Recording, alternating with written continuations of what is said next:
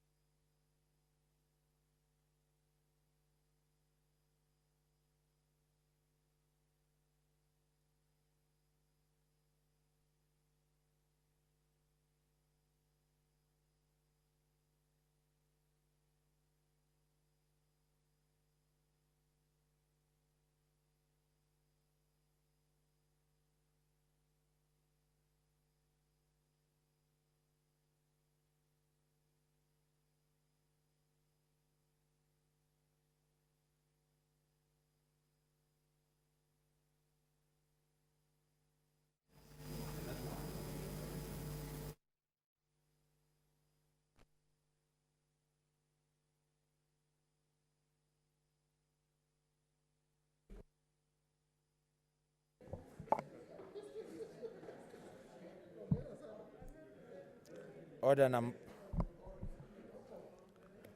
number 1, administration of oath. Order number 2, communication from the chair.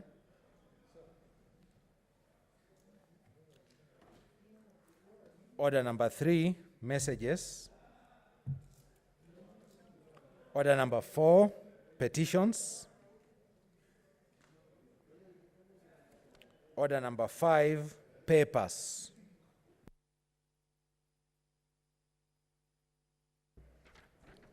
Speaker, I beg to lay the following papers on the table of the Senate. Today, Tuesday, 2nd June 2020. 1, the report of the Parliamentary Service Commission on the recruitment of Parliamentary Service Commissioner who is not a member of Parliament. 2, the public health or COVID-19 restriction of movement of persons and related measures, Eastleigh area, order legal notice number 83 of 2020. And the public health COVID-19 restriction of movement persons and related measures, Mombasa Old Town, order legal notice number 84 of 2020. Thank you, Speaker.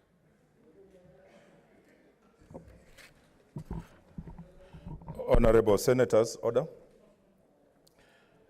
You are aware that the Senate Majority Leader has tabled the report of the Parliamentary Service Commission on the appointment of a commissioner under Article 127(2)(d) of the Constitution and Section 9 of the Parliamentary Service Act. Pursuant to Standing Order 71(1), upon receipt of a notification of nomination for appointment to a public office required to be approved by the Senate under the Constitution or any other legislation, the nomination shall stand committed to the relevant standing committee for consideration. In this regard, the nomination is committed to the Standing Committee on Justice, Legal Affairs and Human Rights for consideration, and further, as stipulated in Article 71(3), the committee shall conduct public hearings on the appointment and table their report within 14 days. I thank you.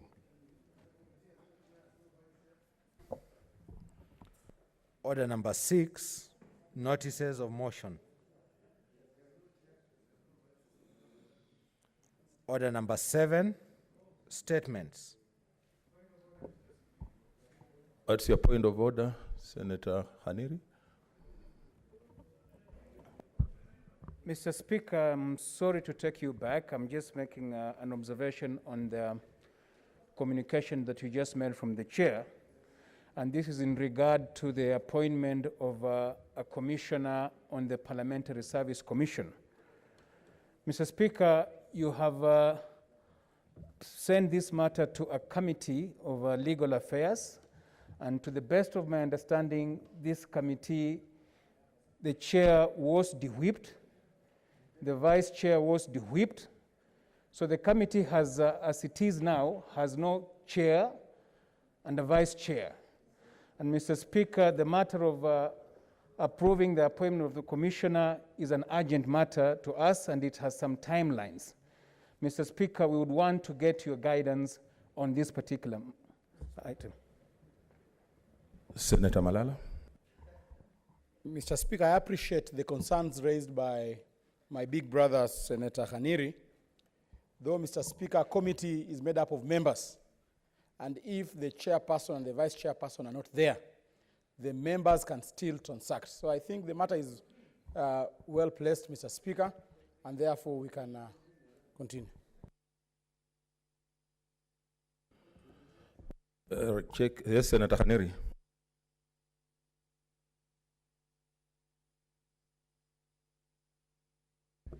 I want to encourage my kid brother, Senator Malala, to read our standing orders. Mr. Speaker, a committee of the House is convened by the chair, and in the absence of the chair, the vice chair. So in this case, both the vice chair, the chair and the vice chair were de-whipped. So who is going to convene the committee? Order, Senator. If you read standing order number 202, it says, in the absence of the chairperson and vice chairperson at any meeting, a member of the select committee designated by the chairperson shall take the chair, and in the absence of such designated member, the members of the committee present shall elect one of them to take the chair.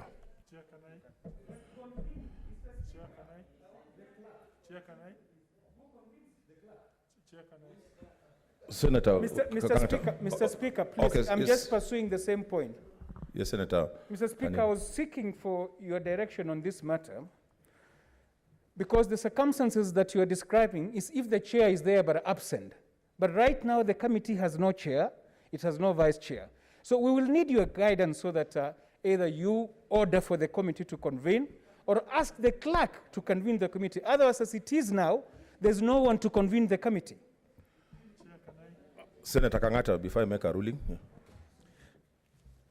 Yes, Chair, can I just communicate to the honorable members that the process of changing the membership of various committee on behalf of our coalition is still ongoing. We are yet to formalize and finish that process. So therefore, as of now, we can assume the status quo is still there, but very soon we shall finalize that process. Yes, I'm saying... Leader of minority. Yeah, allow me to repeat again. Oh, sorry, I'm saying that the process of changing membership of Jubilee committee members is still ongoing. We are yet to complete that process, and therefore the status quo as it is still obtaining. Thank you. Yes, leader of minority. Mr. Speaker, I want to invite you to look at Standing Order 194, and it speaks specifically to the powers of the chairpersons of committees. Subject to the provisions of these standing orders and the directions of the committee, a chairperson of a committee shall preside at meetings of the committee and then perform the functions and exercise the powers assigned to the office of the chairperson by the committee, the resolution of the House, or legislation. And C, be spokesperson of the committee. So I don't know where this problem is coming from. The chair does not have powers specifically from the standing orders to convene. And to leave that matter, to avoid any doubt, Standing Order number 195, 1. A notice of a meeting of a select committee shall be issued by the clerk in writing to all members of the committee. So once the clerk invites you and you find the chair is not there, or the vice chairperson is not there, then the members who are present can elect one of the members to chair the meeting. And it happens even in plenary. Even in plenary, Mr. Speaker, when you're not there, and when the Deputy Speaker is not there, although you have a panel, but I think the practice for most parliaments is that Parliament cannot cease to operate because there's no Speaker on the chair.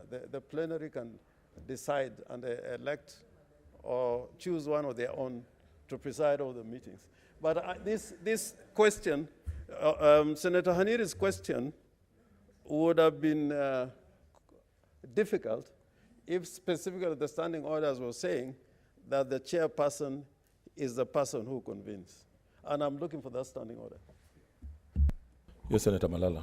Then Mtula Jr. Mr. Speaker, I think this matter is clear because the Chief Whip has said categorically that there has been no changes in that committee. And we all know the procedure of changing membership of a committee. We must have a resolution of this House. This House has not resolved to remove any chair or any vice. So as it stands right now, the legal committee has got a chair and has got a vice chair.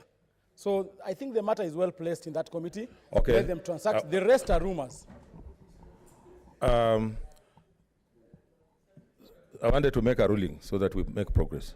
Okay, so Junior. I think, Speaker, what should have been clear from the majority whip, who we are also trying to help as we go along, is to be clear that the communication they have been exchanging is not part of the business of this House. So that it's on record that the chair of the committee is Cherargei, as opposed to saying status quo. Because the communication we have seen both in print media and others suggests otherwise. So it helps to make that clarification so that if you make any changes, those changes will have to come to the House. That, I think, is a better mode so that we can... So, Senator Kangata, can you be clear so that I make a ruling on the matter? Yes, Mr. Chairman. So far, we have not changed any chair of any committee or any vice chair or even moved any member of any committee as at yet. But very soon, we shall be doing so. Thank you. Senator Wetangula, then Madzayo, so that we make progress. Thank you, Mr. Speaker. Mr. Speaker, that now tells us and helps us to invite you in your ruling to also direct and caution the leadership of the House to cease conducting the affairs of this House through the media and bring here any proper communication, any changes, any structural adjustments that they may wish to do in the manner laid down in the standing orders. Because when they are dishing out statements on a daily basis to the media, it also raises issues of procedural nature that we are being confronted with. Senator Haniri was not speaking from an idle position. I'm sure he's informed in what he was saying from what he has been picking from statements coming from the leadership. I think I want to make a ruling that the whip has made it clear that nobody has been de-whipped. So that means the chairs are still there. And until and unless we get official communication to that effect, that committee still remains as constituted. And I also want to agree with what Senator Wetangula is saying, that let us reduce communication with the media because we are creating a lot of confusion unless we are very sure about what we are talking about. Yes, Leader of Minority. The converse of it is that the business of the House cannot be conducted on the basis of what is in the media. In fact, the standing practice, you cannot read something in the newspaper and come with it to the House. It works the other way around because we are the people who make the news here. But if you decide to forget about the news we are making here and you believe what is out in the papers, one of the days is going to put you into a lot of trouble. And for that matter, I would plead that constant practice of all parliaments is to go by the record of the House. And I think the record of the House has been cleared that nobody in this committee has been de-whipped. And to that extent, we disregard everything which is in the newspapers. Okay, next order. So, honorable senators, I'm reorganizing for the convenience of the House. We shall come back to order number 7. So we'll now move to order number 8. Clerk.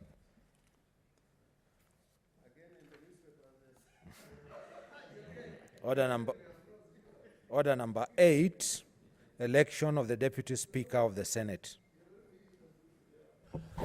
Okay, honorable senators, as you may recall, on Tuesday, 26th May 2020, I directed that the election of the Deputy Speaker of the Senate will take place today, Tuesday, 2nd June 2020 at 2:30 p.m.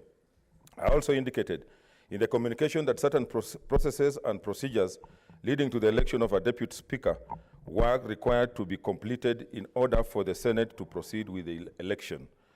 I will now detail each of the processes and procedures and the manner in which the standing orders have been complied with.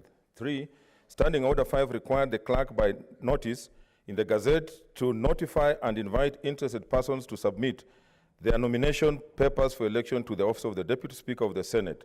I would like to inform you that via Gazette Notice number 3699, dated 26th May 2020, the clerk notified and invited interested persons to submit their nomination papers of a candidate, to the office of the Deputy Speaker. The nomination papers of a candidate were required to be accompanied by the names and signatures of 2 senators who support the candidate and a declaration by them that the candidate is willing to serve as a Deputy Speaker. Honorable senators, as per the Gazette notice issued by clerk, candidates who are required to pick nomination papers from the office of the clerk of the Senate on first floor, main Parliament building, Nairobi, between the hours of 9 a.m. and 3 p.m., commencing on Wednesday, 27th May 2020 and ending on Thursday, 28th May 2020. Completed nomination papers together with their curriculum vitae of each candidate and the relevant supporting documents were to be returned to the same office of the clerk not later than 3 p.m. on Friday, 29th May 2020. 5, Standing Order number 5.4 requires that the clerk, and I quote, shall maintain a register in which shall be shown the date and time when each candidate's nomination papers were received.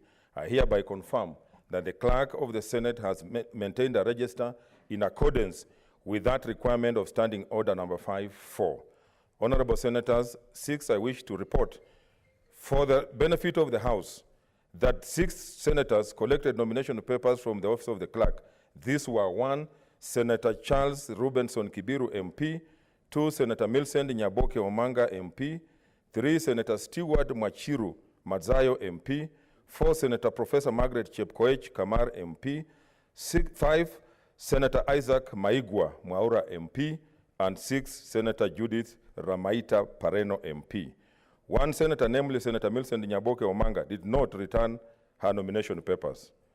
8, Standing Order number 5 requires that immediately upon the close of the nomination period provided for in paragraph 2, the clerk shall A, publish and make available to all senators a list showing all qualified candidates, and B, make available to all senators copies of the curriculum vitae of the qualified candidates. 9, I confirm that a list showing all qualified candidates was published and was made available to all senators electronically, and that the clerk made available to all senators copies of the curriculum vitae of the qualified candidates. Honorable senators, Standing Order 8, as read together with Standing Order 13.4, states that a candidate may, by written notice to the clerk, withdraw his or her name before the ballot is started for the election of the Deputy Speaker. At the close of the nomination period on Friday, 29th May 2020, there were 5 candidates who had submitted their nomination papers and who were declared to be duly nominated for election to the office of the Deputy Speaker. These were 1, Senator Charles Robinson Kibiru, MP, Senator Stewart Mwachiru Mazayo, MP, Senator Professor Margaret Chepkoech Kamar, MP, Senator Isaac Maigwa Mwaura, MP, and 5, Senator Judith Ramaita Pareno, MP. Subsequently, the following senators, by notice in writing to the clerk, withdrew their candidature for election to the office of the Deputy Speaker. 1, Senator Charles Robinson Kibiru, MP, 2, Senator Judith Ramata Pareno, MP, Senator Stewart Mwachiru Madzayo, MP, and Senator Isaac Maigwa Mwaura, MP. This leaves Senator Professor Margaret Chepkoech Kamar, MP, as the only candidate for election to the office of the Deputy Speaker.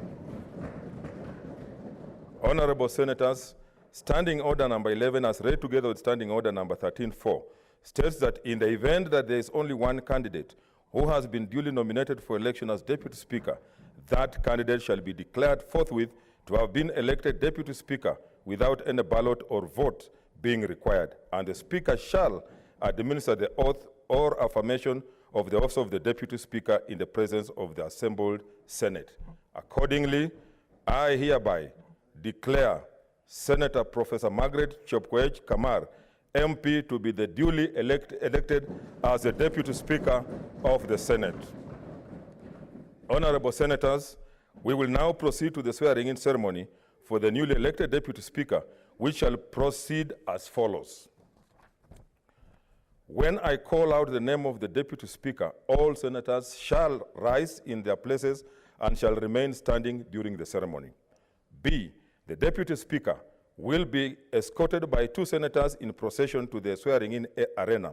The process shall commence at the bar where the Deputy Speaker and the 2 senators shall bow before proceeding to the swearing-in arena where the Speaker shall be waiting to administer the oath of or affirmation.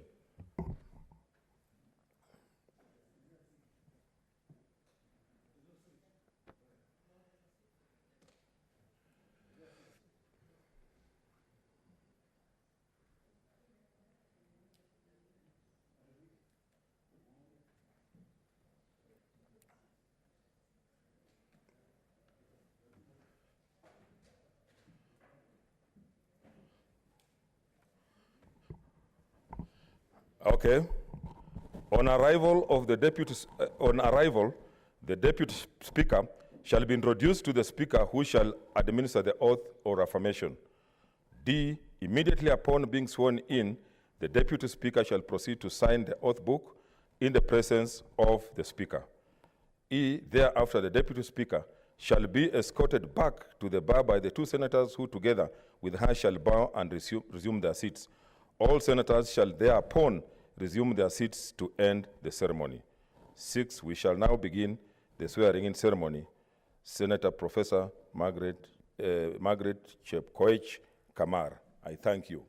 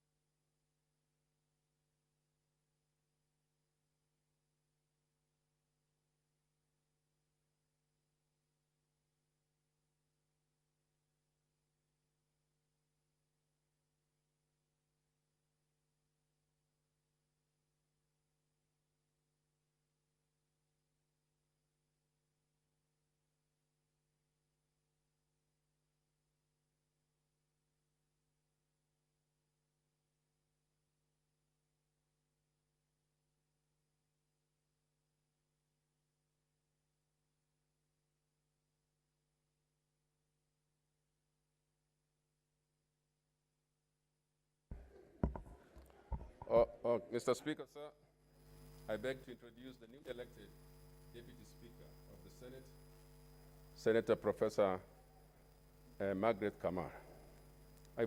Sorry, yeah, that's right.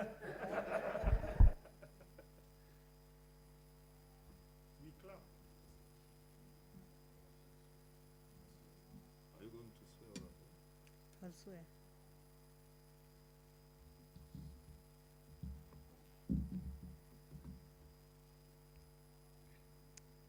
I, Margaret Chepkoech Kamar, having been elected as Deputy Speaker of the Senate, do swear in the name of the Almighty God that I will bear true faith and allegiance to the people and the Republic of Kenya, that I will faithfully and conscientiously discharge my duties as Deputy Speaker of the Senate, that I will obey, respect, uphold, preserve, protect, and defend the Constitution of the Republic of Kenya, and that I will do right to all manner of persons in accordance with the Constitution of Kenya and the laws and conventions of Parliament, without fear or favor, affection or ill will.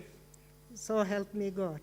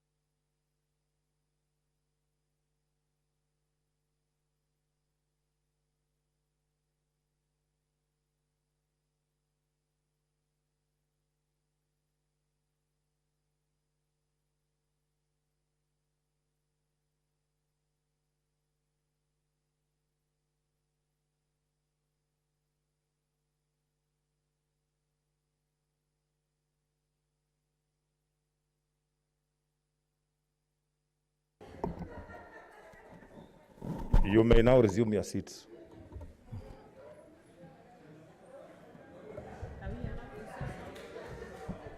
Okay, I'll allow some congratulatory messages. Leader of majority, let me start. Mr. Speaker, I know that all members may want to do this, but I beg to be the one, having been the one who escorted her, to congratulate her, the new Speaker of the new Deputy Speaker of the Senate, Professor Margaret Kamar.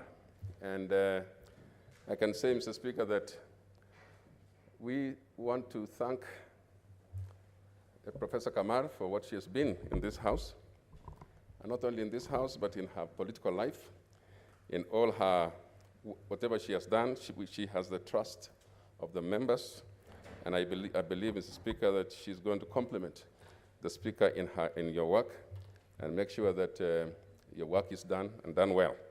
I know that Professor has been well trained in this duty, and I hope and wish her well as she begins a new journey now as a substantive Deputy Speaker. She probably has been a very strong pillar in your team, and now you have a chance, Speaker, for her to deputize you. So I want to thank the members for electing her. I want to thank the members who even chose to withdraw when it was seen that they were going to select or elect Margaret Kamar, and the members withdrew. Some of them withdrew their candidature. I want to thank them all, and now we have a very successful election.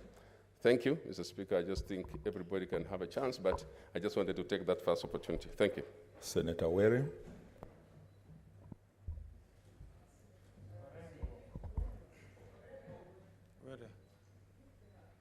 Our leader, Senator James Orengo. Sorry, I had not seen your.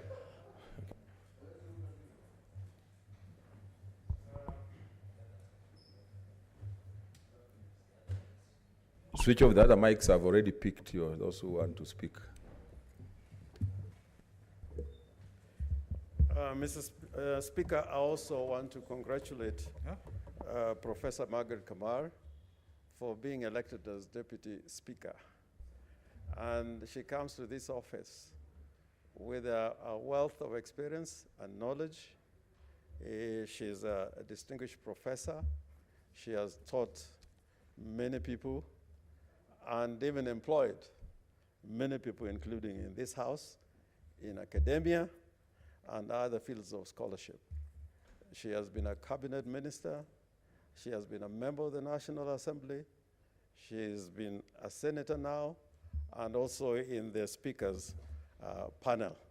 And therefore, I really want to appreciate this election, and in a field which, if you were to go to an election, would have been in a very difficult moment. I think we have had an election, but I think the team that wanted to vie for election, beginning from Senator Mwaura, Senator Mazayo, Senator Pareno, I think it was quite a field of colleagues, but I think the honor you have been given by these other senators withdrawing their candidature for you speaks volumes to Professor Kamar and to this Senate. Now, I just wish to add this. Professor Kamar in her life has had to make very difficult decisions. I know that during the constitution-making process, she stood above local politics to support the enactment of this constitution. I remember going to Kericho with the former president, Mwai Kibaki, the Vice President, Kalonzo Musyoka, and Prime Minister Raila Odinga then. And I think were it not for Senator Kamar enacting the constitution, this constitution that we have, in certain areas where there were difficulties, would have been extremely difficult.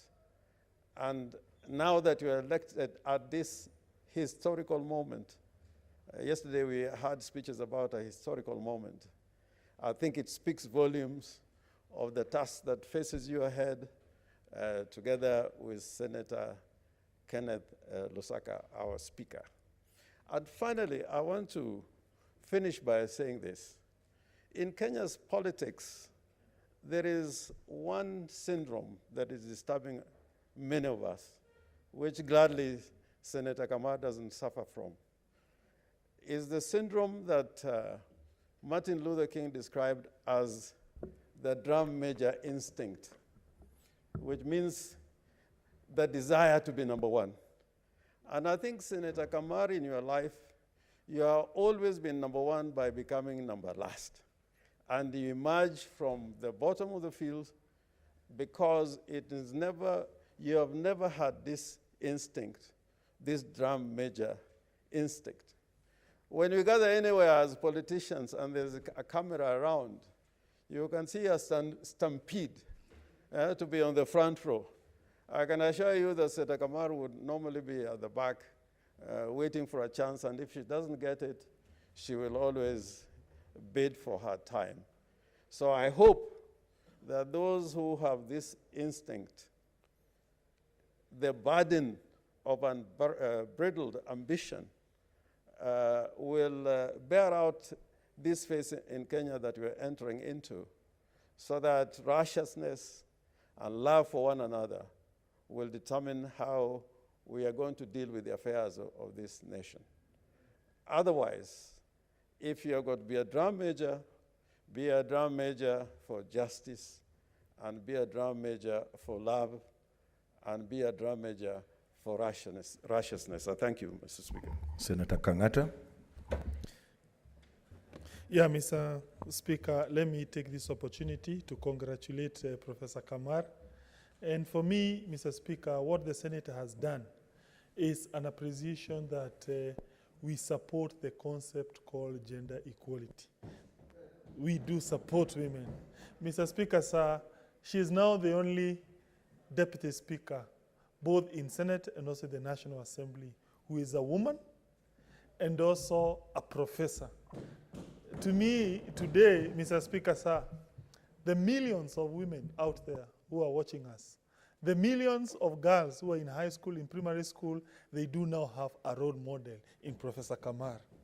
I'm sure today, the girls and women of this country who form almost 52% of the entire Kenyan population, they'll be smiling, saying, indeed, a little girl from KU has now become the Deputy Speaker of the upper house called Senate. And, Mr. Speaker, sir, the celebrations will also be because she has been elected not by 1 or 2 or 3 senators, but by 67 senators without no single dissenting voice.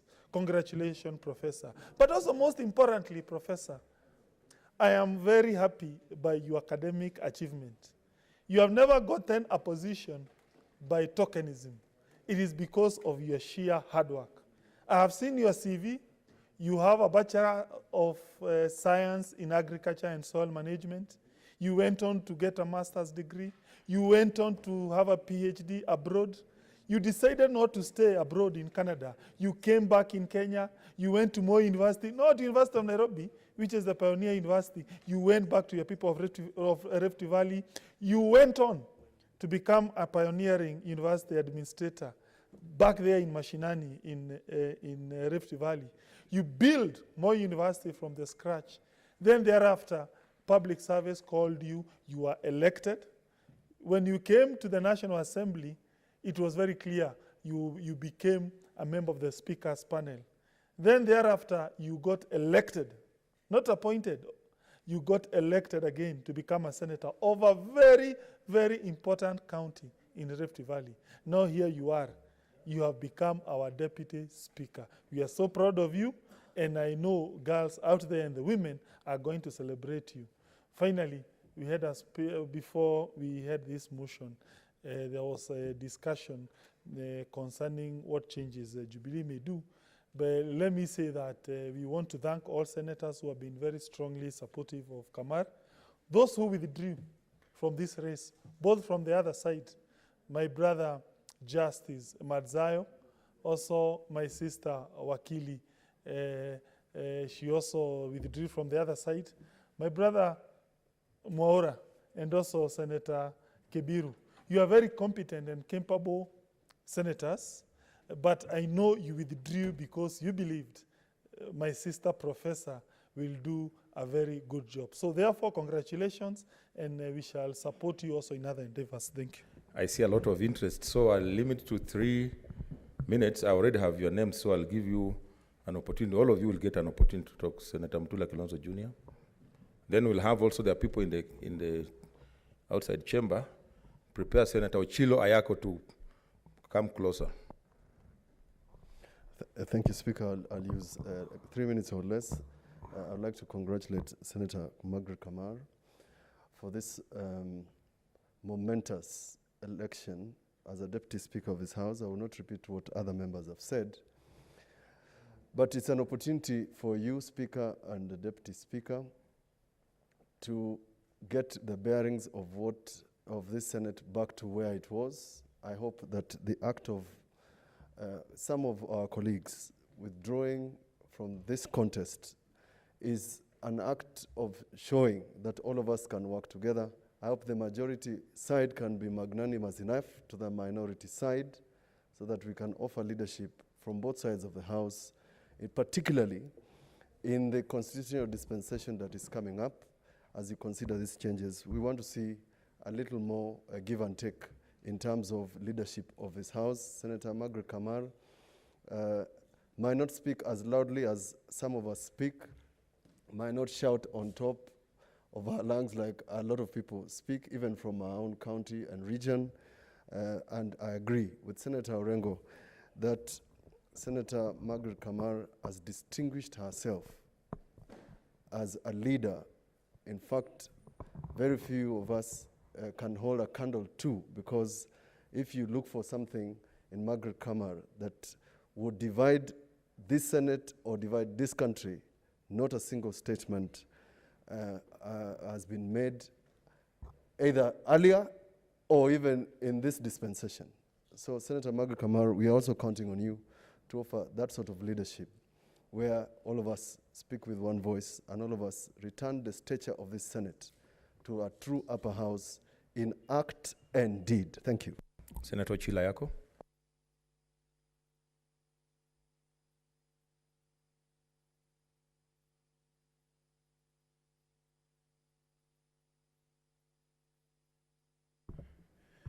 Thank you, Mr. Speaker, for this opportunity to congratulate the able professor on her election as the Deputy Speaker and for the unanimity with which he's been elected.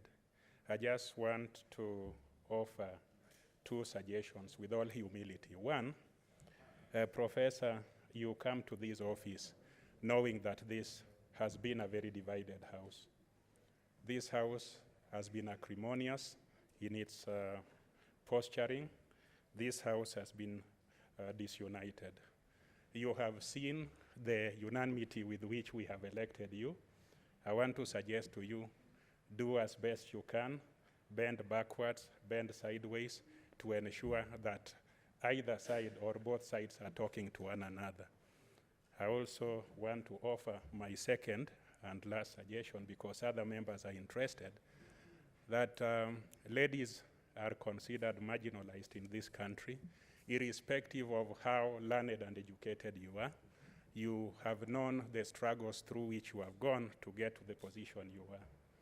Use your position that you have been elevated to currently to fight against marginalization, to ensure that in this house you give opportunity and recognition to those who have never spoken, those who are marginalized. You have a unique opportunity to ensure that there is equality in this house, there is equality everywhere. And lastly, Mr. Speaker, I want to suggest to Professor, because mine are merely suggestions, that use your office to enhance the influence of Senate. Previously, we would be very hot in here, we would make suggestions, but we would be talking to stones. So wherever you are able to go, enhance the influence of Senate, enhance it with the Speaker, enhance it with members, enhance it with the executive, and ensure that Senate as an institution is mainstreamed in Kenya, constitutionally, administratively, and in terms of resource allocation. With those very few remarks, thank you very much, Mr. Speaker. Senator Dulo. Thank you, Mr. Speaker, for this opportunity, and I join my colleagues in congratulating Senator Professor Kamar. Mr. Speaker, Senator Professor Kamar is capable and up to the task of the position of the Deputy Speaker. We always look up to Senator Kamar because she's a senior member of this House and because of her experience and all that. Number two, let me say that Senator Kamar is very courageous and very confident. And why I'm saying this, when we were called to State House for PG, there was a lot of threat to her, which we really witnessed, and she was really confident and courageous, and she made sure that she will make a decision for herself in terms of what she was required to do. And that is really what is required as a leader. Number three, this is also an encouragement to women who are aspiring to come to leadership position, and I thank the members of this House who have actually shown interest in running for this position. Because on Friday when we had leadership position, we were a bit confused when we realized we had about 6-7 members who are actually looking for this particular position. But I wish to thank the members who have actually shown respect for Senator Kamar and also shown confidence in her and allowed her to be running for this position alone. And finally, I'll thank the President of this Republic of Kenya because he has given a nod for Senator Kamar to be serving as a Deputy Speaker of this House, which clearly shows a respect for women gender. And I hope that women out there will see that the space is not limited to us. It's only us who need to have a lot of confidence and also aspire to run for leadership positions. I thank you. Senator Khaniri. Then Senator Dr. Ali should prepare to come.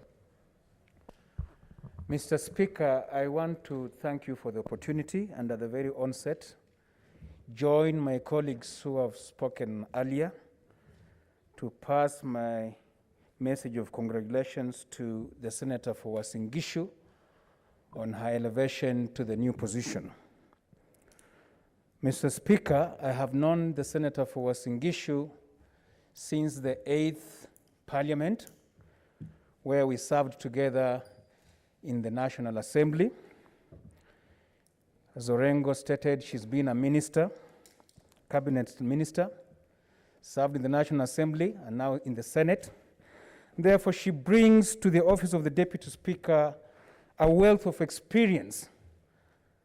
And I just want to encourage her and tell her we look forward to you making Senate great again.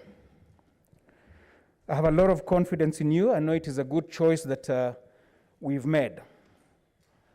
I was worried because your predecessor left big shoes. Professor Kindiki had established himself as a very effective Deputy Speaker, strictly to the rules and standing orders of this House, and he was very firm when he made his rulings from the chair. I was worried about the replacement, but I'm now comforted knowing that you are the one replacing him, and I'm sure you will perfectly fit into those shoes. Because for the long period that I've known you, I know that you're firm, and you always stand for what you believe in. I remember in 2007, when the entire region moved from ODM, you believed in the leadership, you stood with us, and it even cost you your seat at that time, I believe. Come the 2010 referendum, and I think Orengo has referred to that, the entire region was holding red card to the new constitution that we have now, the constitution of 2010. But you stood with us until we passed this constitution. So in you, I think the House is in good hands. You have our full support, and we have confidence in you, and we can only wish you well. Congratulations. Senator Falhada. Oh, so I made Farhia, then Falhada, sorry. Yeah, you should pressed earlier. Thank you, Mr. Speaker, for giving me this opportunity to join my colleagues in congratulating Senator Kamar. It is only in Senate where a professor leaves the deputy speaker and another professor becomes the deputy speaker. Mr. Speaker, that speaks volume about this House, Mr. Speaker. Mr. Speaker, I also wish to thank following senators, Senator Pareno, Senator Mazayo, Senator Kibiru, and Senator Maura for giving opportunity to Senator Kamar to serve as our Deputy Speaker. We are really grateful to them, Mr. Speaker. Mr. Speaker, the reason why all those senators chose to step down on her behalf just shows you that, Mr. Speaker, what kind of a caliber Senator Kamar is, and in terms of her ability. All of us believe so much in her ability. And I also wish to thank the handshake movement for empowering women, because that is a very high seat. After the Speaker is the Deputy Speaker, and you have honored us as women. We cannot afford not to be very, very grateful for the leadership of the handshake. I thank you, Mr. Speaker. Senator Wetangula.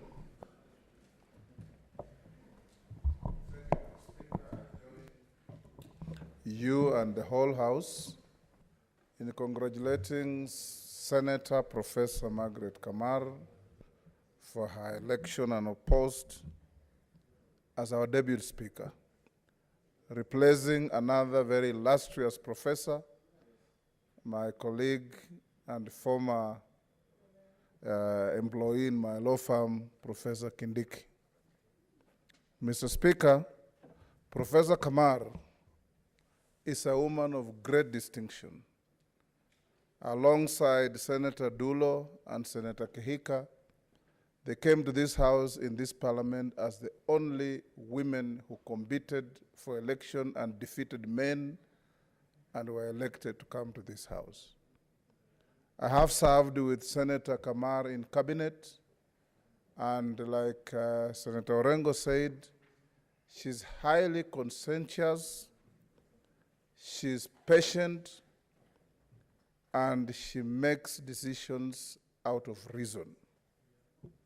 I have no doubt, Mr. Speaker and the House, that Professor Kamar brings to the chair the distinction that this chair deserves. I had the privilege of co-sponsoring and working with Professor Kamar on the select committee on maize in the country. And I can tell the House that the industry that was displayed in the hearings of that committee, the probity that Professor brought to the committee, and everything that goes with patriotism and positive thinking for this country was displayed from the good professor. I have no doubt, Mr. Speaker, that the professor, apart from academia, who is also a consummate farmer, when you took us to Eldoret on Senate Mashinani, Mr. Speaker, a few of us were invited by the professor to her farm, and we were extremely impressed in the manner she runs her dairy setup, and it shows and tells you that she is not limited to academics, she's not limited to politics, she's also a serious believer in contribution towards food security in this country. Congratulations, Professor. We look forward to you presiding on the proceedings of this House with the distinction that you have carried through your life. Senator Mwaura as Senator Kasanga comes here. I have the. Thank you, Mr. Speaker. Mr. Speaker, I rise to congratulate my worthy competitor, Professor Margaret Kamar, for having been elected unanimously to the position of Senate Deputy Speaker. Mr. Speaker, I came to know Professor Kamar when I attended a session where we were presenting a petition through Honorable Eugene Omalwa concerning the rights of persons with albinism in the National Assembly, and she was actually the one on the chair. I think she took over from Gitobi Manyara, if she can remember. And I really admired how she was conducting the order of business of the House. And in fact, when we came to this Senate, I was asking her that we lobby together so that we end up in the Speaker's panel together. And truth be it, she actually got it, and now she has also risen to actually the substantive position of Deputy Speaker. I also rightfully note that she has been the one who has been conducting a lot of Senate business on the plenary when the Speaker and the Deputy are not there. So really, congratulations. I also note that this is not the first time you're serving in Parliament. You served many other times, including being a member of the inaugural East Africa Legislative Assembly. So really, you have a lot of experience and the temperament and the sobriety to superintend and to preside over this House. So I really congratulate you.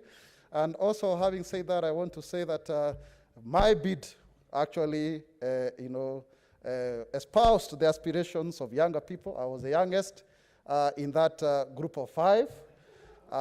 And also persons with disabilities, because also us, we need to be represented in the higher echelons of Parliament. And I hope that in future, this is going to be the case, that we shall see younger people being speakers, being deputy speaker, leaders of majority, people with disabilities also occupying such positions, so that then we can show the true spirit of our Bill of Rights as enshrined in Article 54 of the Constitution and Article 81, actually, in terms of fair representation.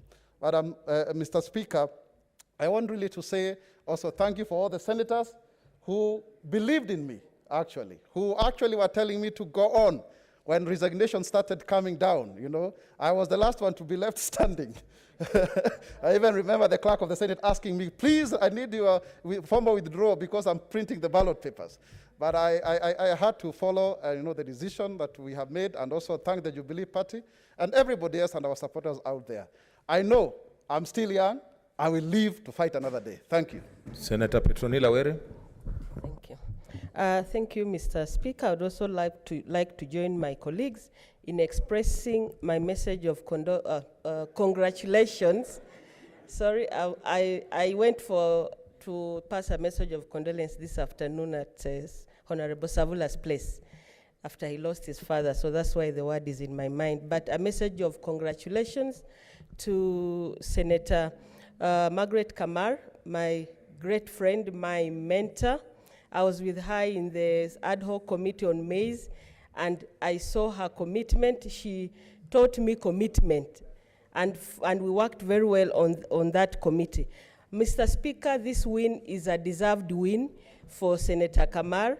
I was her chief agent if they had gone into the election, and I know that she deserves this win because, again, she's the only one who asked for a vote from members in our group. So, Mr. Speaker, it is not by accident that she finally took it. It was hers by right. She brings with her a wealth of experience in not only in the world of academia and in the house business, but also on the issues of devolution, which is the mainstay of Senate. When she lost her election in 2013, she went into consultancy for devolution matters.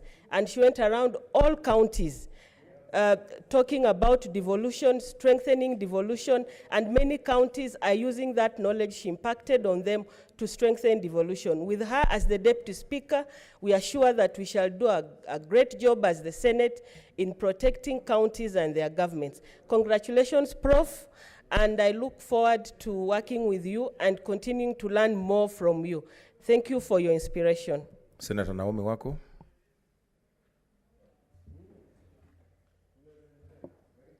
Thank you, Mr. Speaker, sir, for allowing me to join my colleagues in congratulating Professor Kamar, who is a good friend of mine. And I stand here being a very proud woman to congratulate Professor Kamar, who is one of us. I have interacted with her, and I know her capabilities. I also want to thank the other honorable senators who decided to step down for her, because I know they are equally qualified for that position. Professor Kamar, that confirms how much we respect you, and it confirms that we have a lot of faith and trust in you. I am sure and confident that you will play your role very well, and it is my prayer that God will also stand with you, because I know we are together again in our Bunge Fellowship. I'm sure we will all pray for you and trust that God will always guide you in whatever step you take. I also believe that through your leadership, we will be given great opportunity as women senators,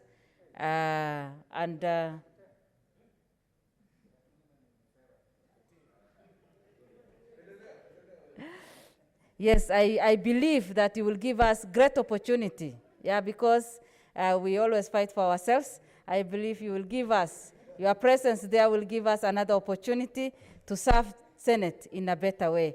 Thank you, and congratulations, Professor Kamar, and we are with you. We will always support you. Thank you. Okay, Honorable Senators, I know we have quite a number who still want to congratulate, but we want to take a vote and then come back to the business, the congratulatory messages. So, clerk, let's go to the next order, then we'll come back.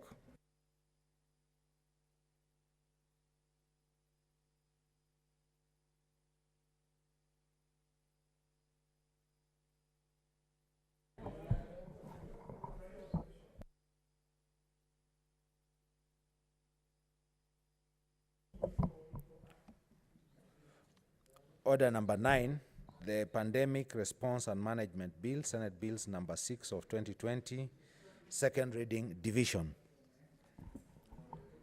Okay, I direct that the bell be rung for 5 minutes.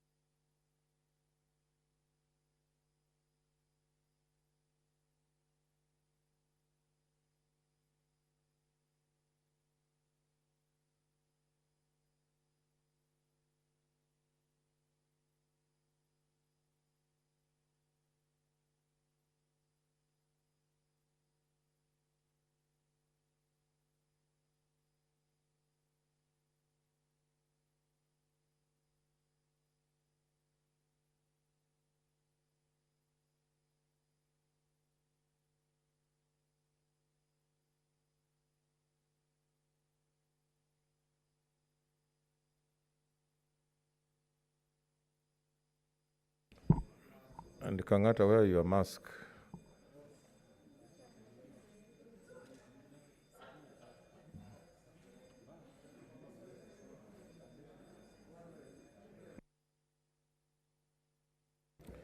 Okay, members, for the convenience of the House and to avoid unnecessary movement, we'll vote on the three bills. So you'll vote 3 times at a go. Clerk. So order number 10, the Circle Societies Amendment Bill, National Assembly Bills number 1 of 2018, second reading, division. And order number 11, Statute Law Miscellaneous Amendments Bill number 2 of National Assembly Bills number 13 of 2018, second reading, division. So roll call. Senator Adan Dulo Fatuma. Isiolo. Isiolo County. Senator Adan Dulo Fatuma, Isiolo County.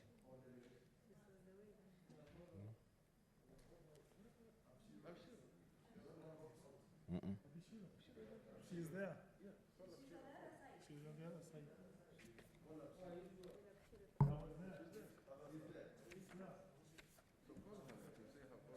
Maybe you can leave the whip to go out, because it's like one chamber.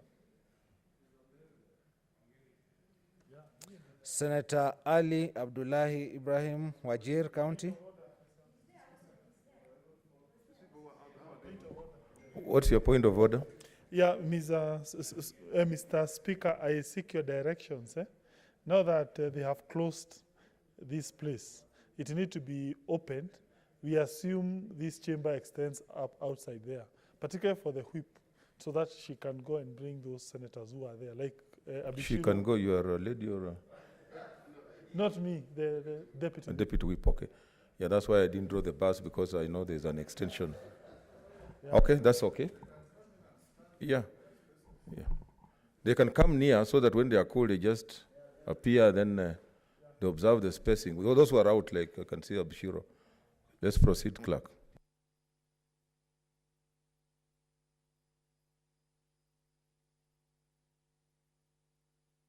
Okay, you go through, then you'll come back, say clerk, okay? Senator Cherarke Samson Kiprotich, Nandi County.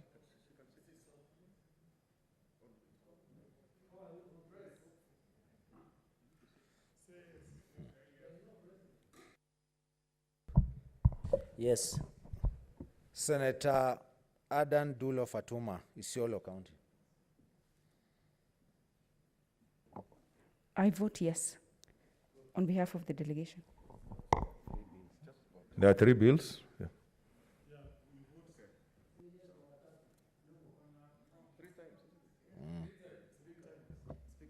Yes, Senator Mtula Kinozo Jr. I think the process should be repeated, because we agreed that we'll do the 3 votes.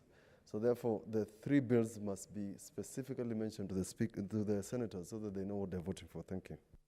Yeah. Yes, clerk. Yeah. Yes. Read.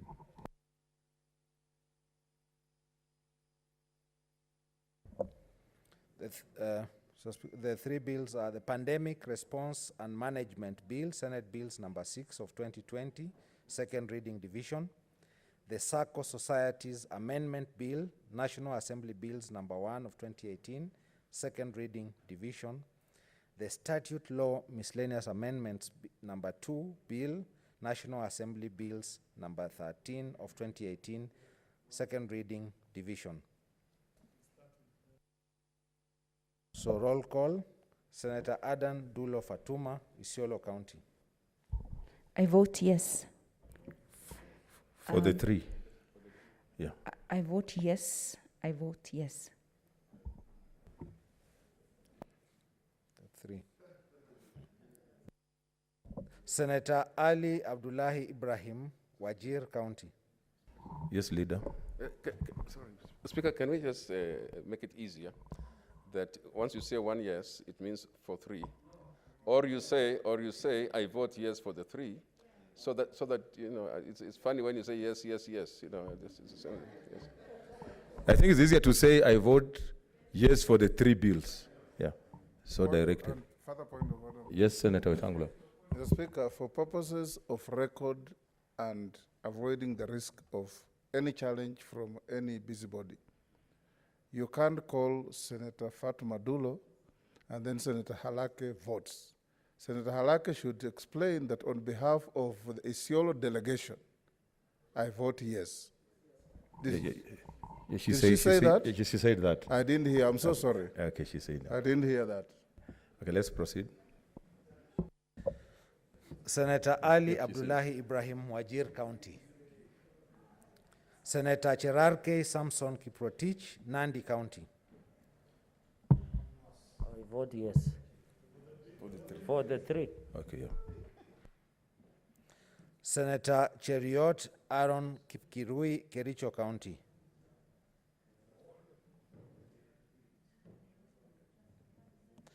Senator Haji Mohammed Yusuf, Garissa County. On behalf of Garissa delegation, I vote three for the three bills. I vote yes. Senator Hargura Godana, Marsabit County. On behalf of Marsabit delegation, we vote yes for the three bills. Thank you. Senator Kamar Margaret Jebkoech, Wasingishu County. I vote yes for the three bills. Senator Kangata Irongo, Moranga County. Yes for the three bills. Senator Kibiru Charles Rubenson, Kirinyaga County. Senator Kehika Susan Wakarura, Nakuru County.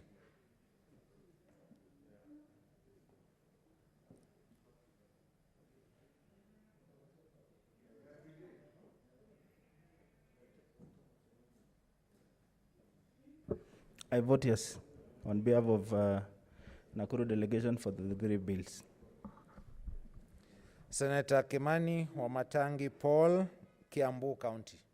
I, Isaac Mwaura, on behalf of delegation of Kiambu County, I vote yes 3 times. Senator Kindiki Kithure, Tharakanithi County.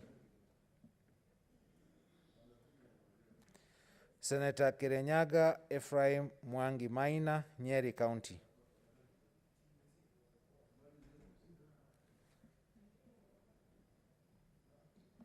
Senator Langat Christopher Andrew, Bomet County.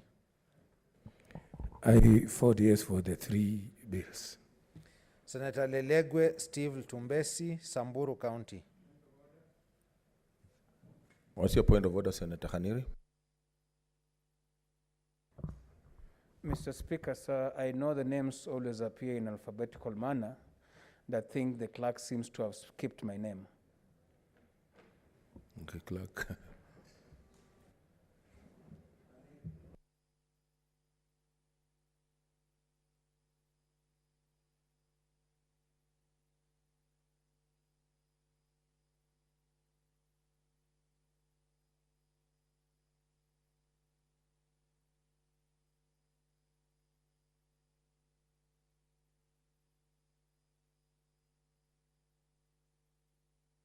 Okay, not yet, they are coming to you.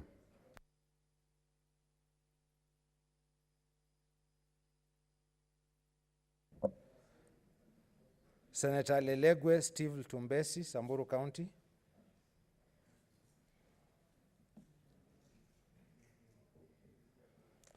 Senator Linturi Franklin Mithika, Meru County. I vote yes for the three bills. Senator Loitiptip Anwar, Lamu County.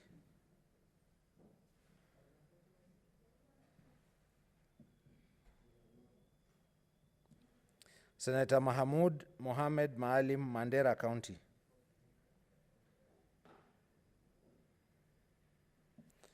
Senator Mbito Michael Malinga, Trans Nzoia County.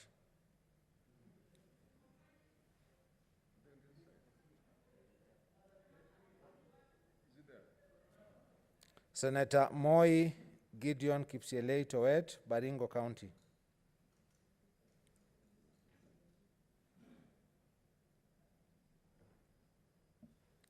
Senator Mpayei Philip Salau, Kajiado County. For Kajiado delegation, I vote yes for the 3 bills. Senator Murkomen Onesimus Kipchumba, Elgeyo Marakwet County.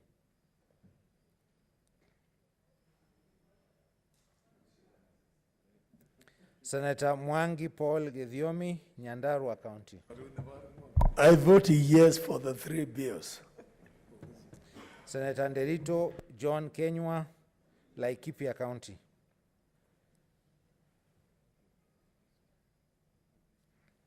Senator Ndwiga Peter Njeru, Embu County.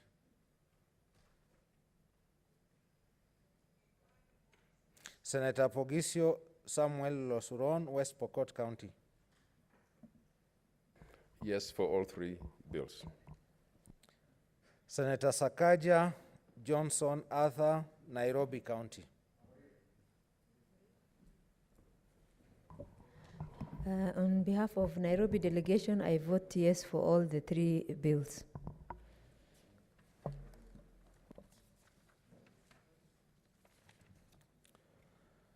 Senator Boy Isa Juma, Kwale County. I vote yes for the 3 bills. Senator Imana Malakai Charles Ekal, Turkana County.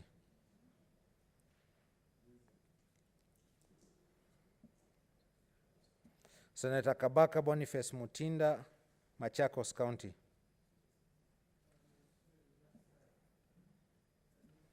Senator Kajwang Moses Otieno, Homa Bay County.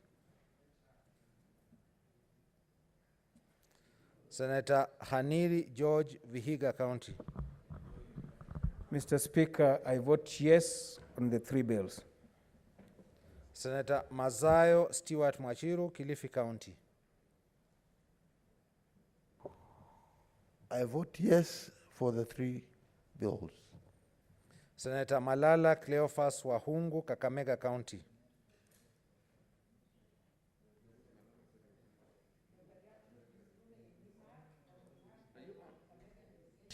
Sorry, thank you.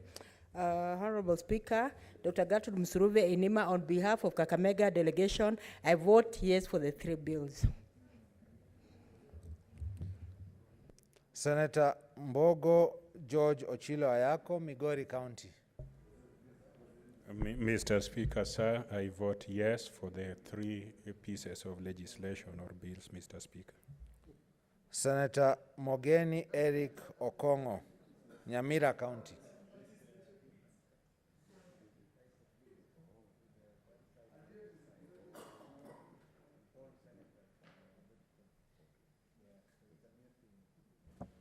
Mr. Speaker, I vote yes for the 3 bills. Senator Mutula Kilonzo Jr., Makueni County.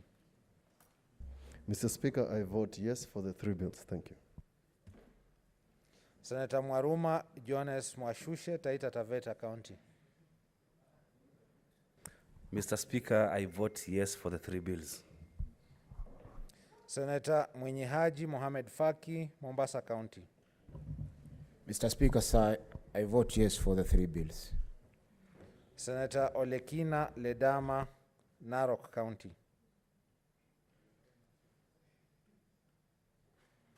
Senator Ongeri Samson Kegengo, Kisii County. I vote yes for all the 3 bills. Thank you. Senator Orengo James, Siaya County. Mr. Speaker, I vote yes for the 3 bills. Senator Outa Frederick Otieno, Kisumu County. Mr. Speaker, I vote yes for the 3 bills. Senator Wako Sitwila Amos, Busia County.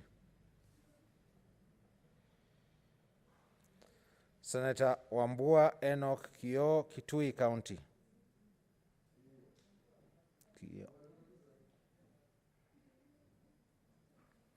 Senator Wetangula Moses Masika, Bungoma County. Speaker, I vote yes on all the 3 bills.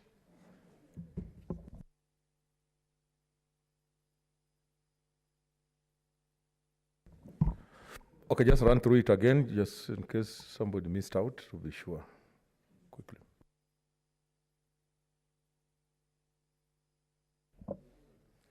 Senator Ali Abdullahi Ibrahim, Wajir County. Senator Cheriot Aaron Kipkirui, Kericho County. Senator Kibiru Charles Rubenson, Kirinyaga County. Senator Kindiki Kithure, Tharaka Nithi County. Senator Kirinyaga Ephraim Mwangi Maina, Nyeri County. Senator Lelegwe Steve Tumbesi, Samburu County. Senator Loitiptip Anwar, Lamu County. Senator Mahamud Mohamed Maalim, Mandera County. Senator Mbito Michael Malinga, Trans Nzoia County. Senator Moi Gideon Kipsielei Towet, Baringo County. Senator Murkomen Onesimus Kipchumba, Elgeyo Marakwet County.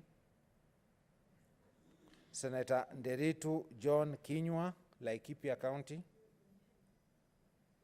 Senator Ndwiga Peter Njeru, Embu County.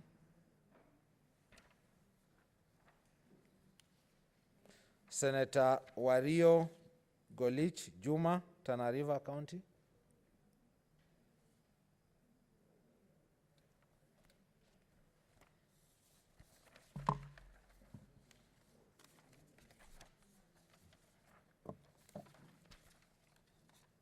Senator Imana Malakai Charles Ekal, Turkana County.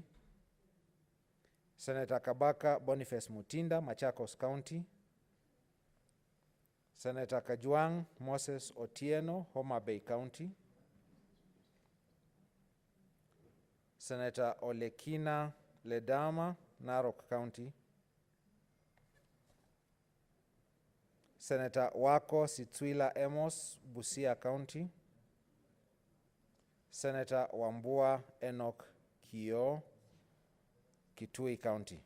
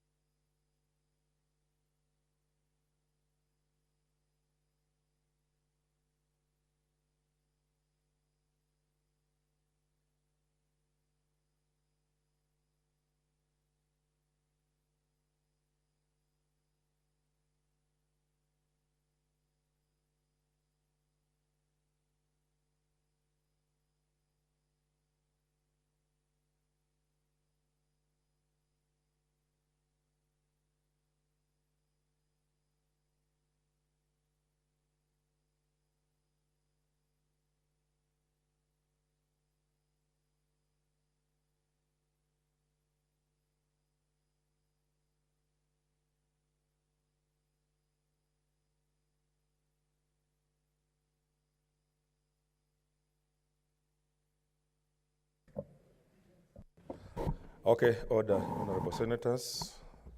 I'll read one by one. So the Pandemic Response and Management Bill, Senate Bill number 6 of 2020, second reading. The ayes have 27, the noes have 0, abstention 0. The ayes have it. A bill for an act of parliament to provide a legal framework for a coordinated response and management of activities during a pandemic, temporary measures and relief during a pandemic, and for connected purposes. The second bill, the Circle Societies Amendment Bill, National Assembly Bills number 1 of 2018, second reading. These are the results. The ayes 27, the noes 0, abstention 0. The ayes have it. A bill for an act of parliament to amend the Circle Societies Act 2008. Bill number 3, the Statute Law Miscellaneous Amendments. Number 2 bill, National Assembly Bills number 13 of 2018, second reading. The results are the ayes 27, the noes 0, abstention 0. The ayes have it. A bill for an act of parliament to make various amendments to statute law.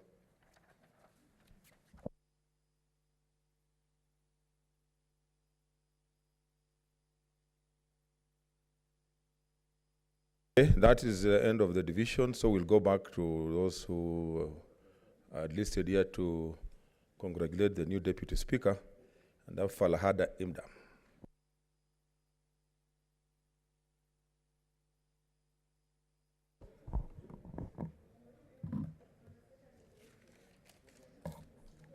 Thank you, Mr. 3 minutes, Speaker. eh?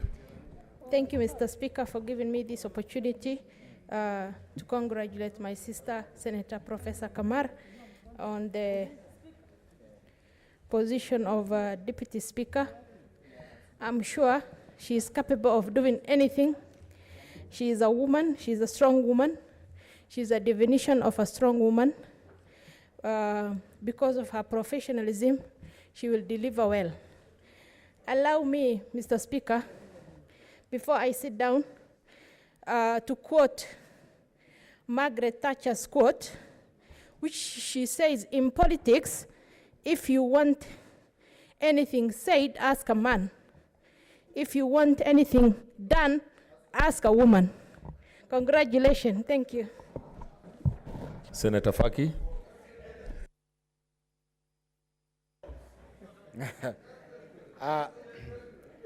Asante Mheshimiwa Spika kwa kunipa fursa hii kumpa kongole Seneta Profesa Margaret Kamar kwa kuchaguliwa kwake kama naibu wa spika wa bunge la Senate. Mheshimiwa Spika, kuchaguliwa kwa Profesa Kamar ni jambo kubwa sana katika nchi yetu, kwa sababu tunaweza kuwapa mamlaka wanawake katika nchi yetu, na vile vile pia kutambua kwamba kuna umuhimu wa wao kwa pamoja na sisi katika kuongoza nchi hii. Mheshimiwa Spika, nilibahatika kusafiri na Profesa Kamari kwenda Belgium mwaka 2018 katika mkutano wa ACP, na japokuwa ilikuwa ni mara yangu ya kwanza, lakini kupitia kwa ushauri wake na mwongozo wake niliweza kuona kwamba nimehudumia katika zile kamati nilizochaguliwa kule kama ambaye nilikuwa nimekuwa na uzoefu wa kabla ya hapo. Vile vile Mheshimiwa Spika, Mheshimiwa Kamar ni mfanyaji kazi, kwa sababu katika mikutano ambayo tuliweza kufanya kule, mingine ilikuwa inaenda mpaka saa 3 usiku, ambapo yote tuliweza kuhudhuria na kuhakikisha kwamba mchango wetu katika mikutano ile umeweza kusikika, na vile vile pia tumeona kwamba tumefanya kazi ambayo ni ya kueleweka. Kwa hiyo Mheshimiwa Spika, kuchaguliwa kwake katika bunge hili la Senate, na pia tukiangalia uzoefu wake, ina maana kwamba bunge hili litafaidika pakubwa kwa uongozi ambao ataweza kuuleta katika bunge hili. Mheshimiwa Spika, katika kila kazi kuna misukosuko, lakini tumeona kwamba Profesa Kamari kupitia kwa tajriba yake na vile vile elimu yake ambayo yuko nayo, yote itamsaidia kuhakikisha kwamba ameweza kuvuka misukosuko hili.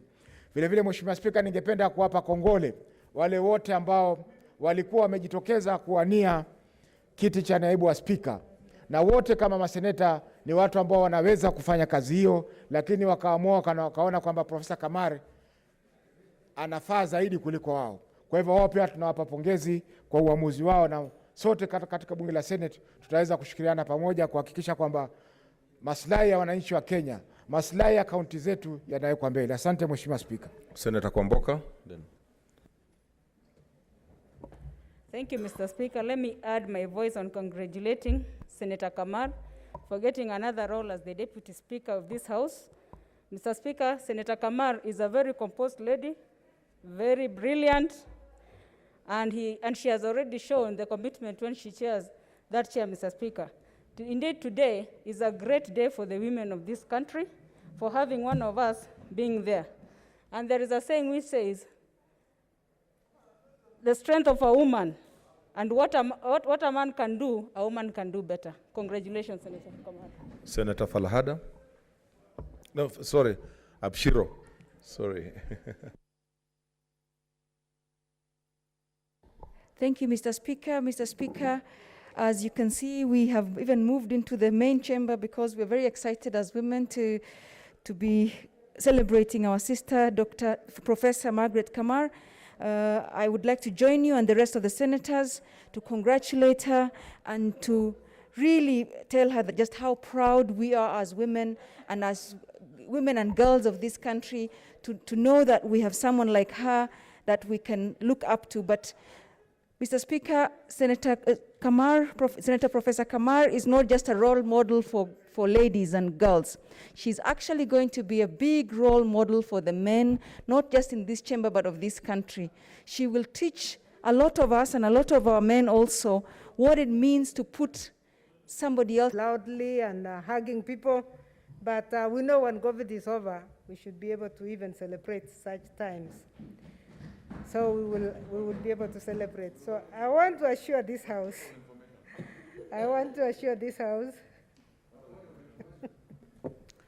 You would want to be informed by Senator Sakaja? Yes, I don't mind the information. I think it's Senator Sakaja. Madam Speaker, I just want to inform our Deputy Speaker, because I came after everyone had congratulated her. I just want to inform her that I also congratulate her. Thank you, Madam Speaker. That was unfair. You are out of order. That was no information. You are trying to sneak in a contribution.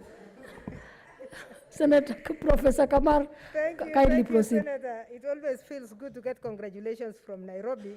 And since I was also proposed by a senator from Nairobi, it feels good. Their population is massive, and it's always nice. But Madam Speaker, finally, I would really like to assure this House that with the great support that they have given me, that I will not fail them. I will be a listener. My door is always open for anybody who would like to consult, and I am always a person who loves consultation. And I want to also assure the Speaker and the Speaker's panel that I'll do my best to make sure that we work together and build from where my colleague, Senator Kindiki, left, and even move further to higher levels. I will serve this House, Madam Speaker, with utmost integrity, impartiality, diligence, and sobriety, as I've always done, but I will even do more as and when I'm required to do. With those remarks, I want to once more say thank you, colleagues, thank you, friends. You have done an excellent job by doing this in record time. Thank you very much. God bless you. Finally, I thank God himself. I thank God because he has enabled me to be where I am. I think I call him Ebenezer for this kind of journey. Thank you. God bless you. So we congratulate the Deputy Speaker of the Senate, Professor Kamar. Honorable Senators, I'm informed that the order paper was rearranged for purposes of the election of the Deputy Speaker. I therefore wish that we go back to the statements. Order number 7.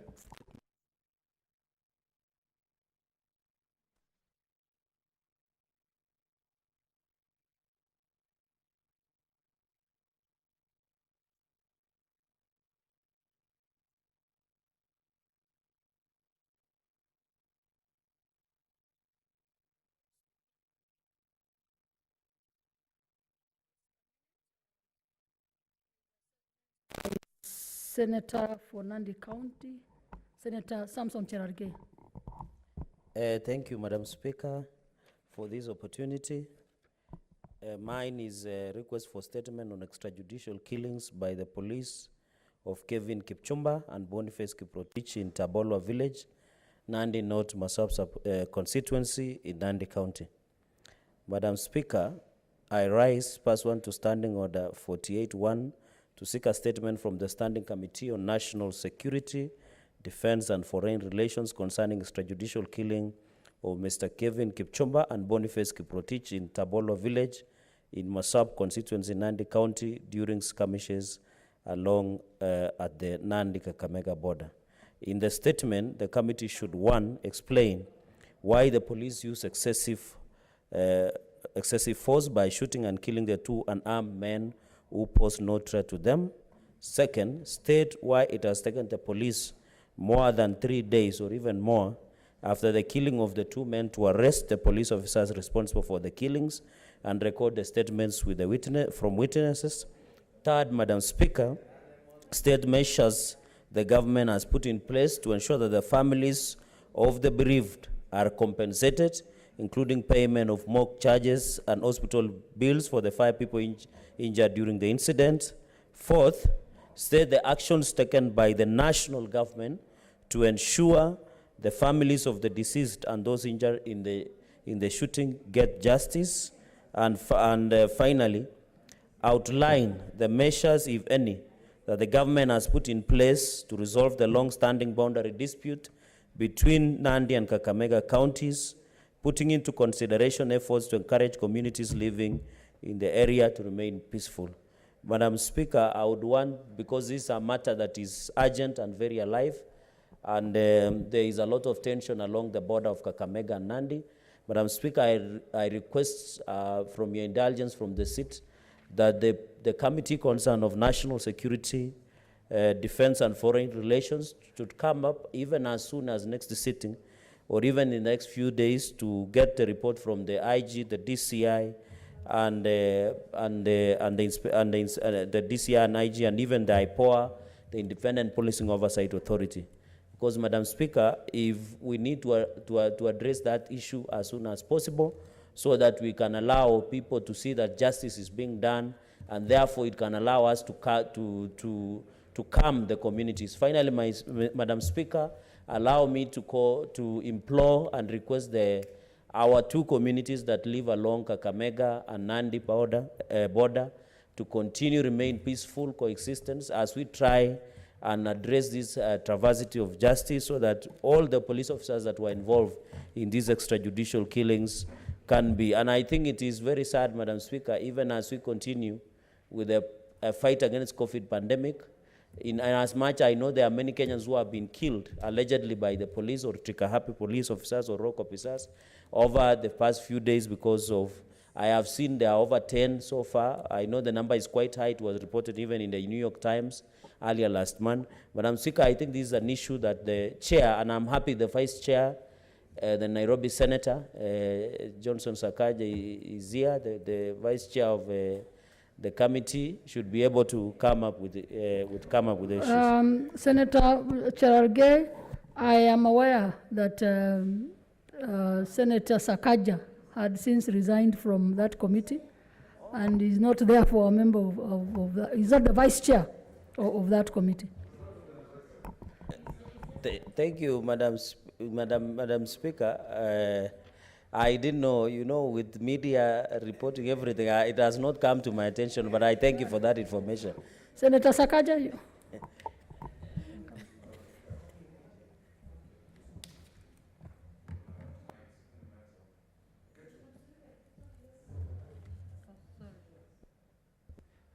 Madam Speaker, I think it's good for the record of the House that I didn't resign from the committee.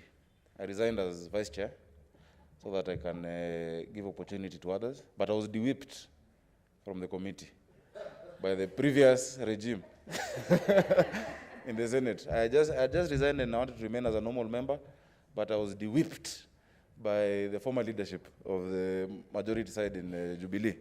But I don't complain. It is what happens during time of Corona. There is contact tracing, quarantine, isolation. I was isolated, but now I am back. Senator Shionga.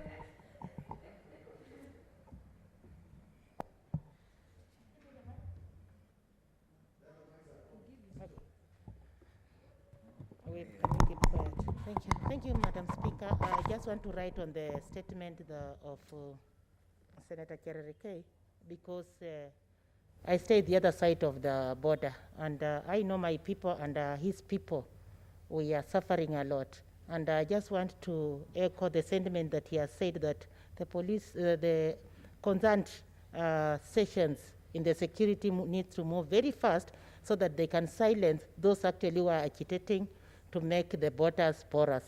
Madam Speaker, it is not only one side that has suffered the consequences. I say on this government, and we are the people who are suffering most. But what we are saying, what I want to say it is that Cherargei has taken the right way, or the right path into bringing up this issue. Because when the politicians go on the side, then we look like we are fueling. But it's good for us to use this the right way by coming here, presenting our issues here, so that they can be understood by not only the nation, but whoever that is supposed to take charge of what is happening.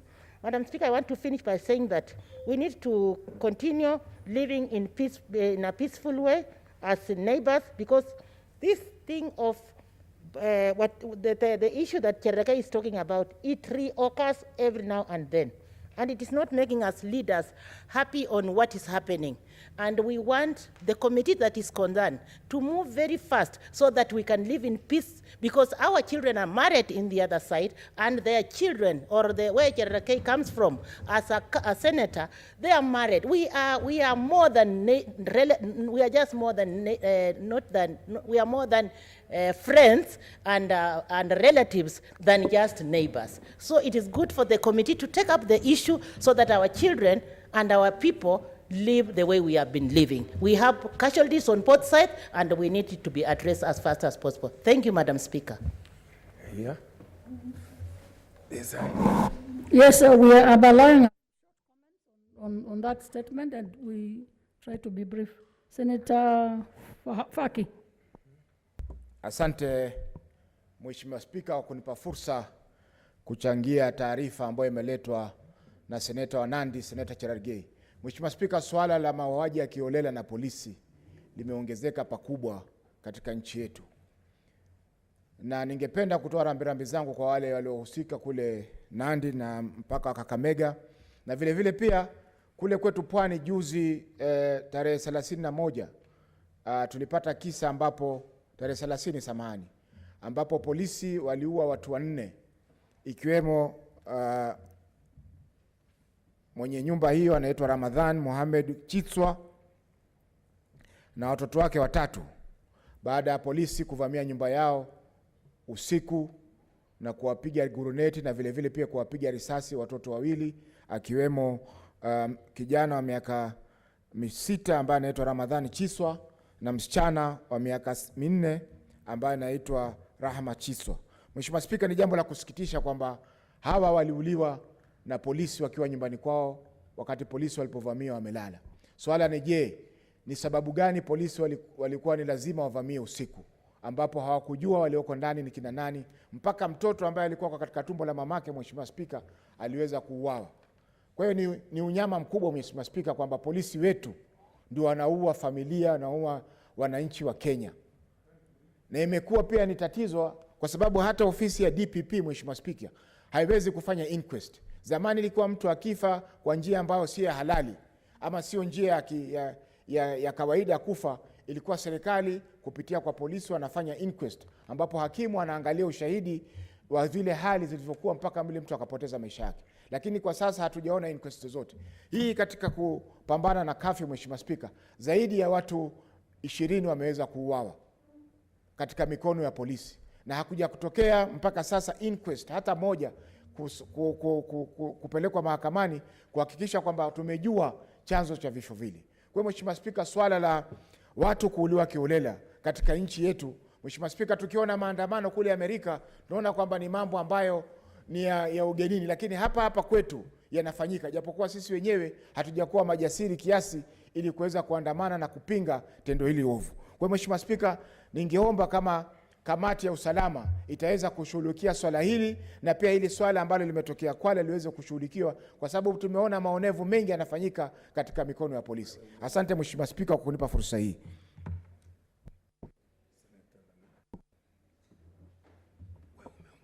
You know, I heard Senator Omogeni say that we can't breathe. So I don't know whether he can't breathe from the mask or we can't breathe because of the brutality. Senator Dr. Langat. Thank you. Thank you, Madam Speaker, for also giving me this chance to support this particular very important statement from the Senator from Nandi. It is quite sad and very ironical, Madam Speaker, that our police, who are supposed to be security providers, are becoming a security risk. Right from the time when we were beginning the lockdown, we actually saw... There is a point of order by Senator Farhia. Okay. Order, Senator Langat. Madam Speaker, I am seeing that the senator has no mask, and Kenyans are looking up to us for guidance. And Madam Speaker, this is against the guidelines of the Ministry of Health. Can you, Madam Speaker, order the senator to wear a mask? I can see he now has a mask. Kindly let us keep to the rules. I have the mask, it's only that it is very cumbersome to Even speak as you talk, please it. let us ensure that it is somewhere where we can see that you have a mask. Thank you, Madam Speaker. Proceed, Senator Langat. Okay, thank you. I was just saying Senator that... Musuruga, you have a point of order? Honorable Speaker, just allow me to comment on the issue of the masks. That we have masks that are hugging the ears very well, and the Sergeant at Arms should ensure that we are getting them so that we don't get such embarrassment where masks are falling off. Thank you for that. Order, Senator Langat. There is another point of order from Senator Cherargei. Madam Speaker, now the issue of mask has been brought.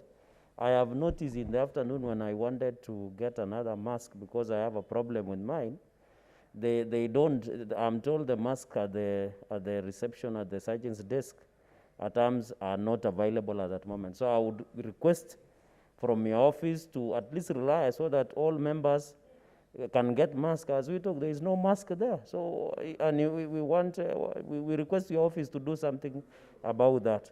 And I think that would be appropriate. Let us masks be provided the way sanitizers and social distancing are be done. Madam Speaker. Senator Faria on the same. Madam Speaker, I don't think that is the correct position because we are telling Kenyans to get their own masks. And we are saying the senators in this chamber can't get their own mask. Madam Speaker, I think that is not correct, so I think this needs to be corrected. I think we should not make such a big debate, but let us hear from Senator Shionga. Yes, Madam Speaker, you see, I shout and I'm suffocating. If only I could have gotten the right mask at the door side, I don't think if I would be talking the way I'm suffocating. So we need the right masks. And the best I masks think we have said enough on the, sorry, are you through? Senator Shionga? You're through? Madam Speaker. We have had enough of the mask. Kindly let us leave that to the office of the clerk. Can you, clerk, follow up so that we know whether these masks are supposed to be provided to senators or they're supposed to come with their own mask? Okay. If they're supposed to be provided, then let them be there. Senator Dr. Langat, please proceed. Thank you, Kelly.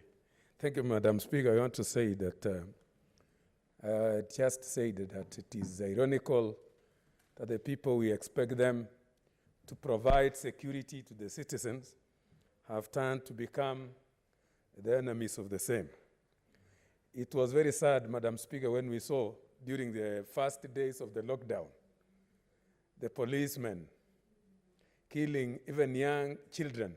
I saw during that time in one of the estates here in Nairobi, whereby a young boy from the Somali origin was it Borana? Yeah, origin, was actually killed by the police. And I'm wondering, when we saw what was happening in Mombasa at the ferry, the brutality that the police were engaging on the citizens, it makes us actually feel that these particular people have got a problem. I don't know if actually the CS Interior is also seeing the same, but Madam Speaker, we want to stand strongly and condemn this particular behavior by our security people. We would like to live in future and see a nation where people will run to the police wherever they have got a problem, instead of running away from them. We have seen actually, right, even when we saw the other day, the brutality of the same in America. You've seen how Americans have rose against it very seriously, making the whole country almost ungovernable. But here in Kenya, you see, we come talk about it here, and it goes just under the carpet like that. Madam Speaker, this is the house that we must stand and condemn this particular brutality, and we must see in the court of law these particular perpetrators of the same being actually jailed for a long time. We have seen in America that I think the police who had actually committed that crime has already been jailed. I don't know for how many years. So we must see in Kenya such people being prosecuted as a matter of urgency, so that others may learn from the same. So this particular brutality in Nandi County and other parts of the country, Madam Speaker, we condemn seriously, and we would like to see the law take its course fully as soon as possible. Thank you, Madam Speaker. Senator Dr. Musuruve.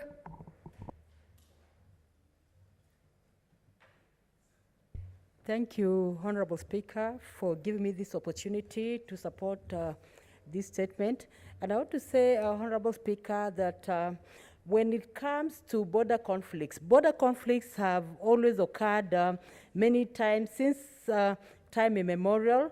But I want to say that this conflict that is there among Kakamega and Nandi need to really be investigated so that we get to know the root cause of it, because at the border people are supposed to live harmoniously.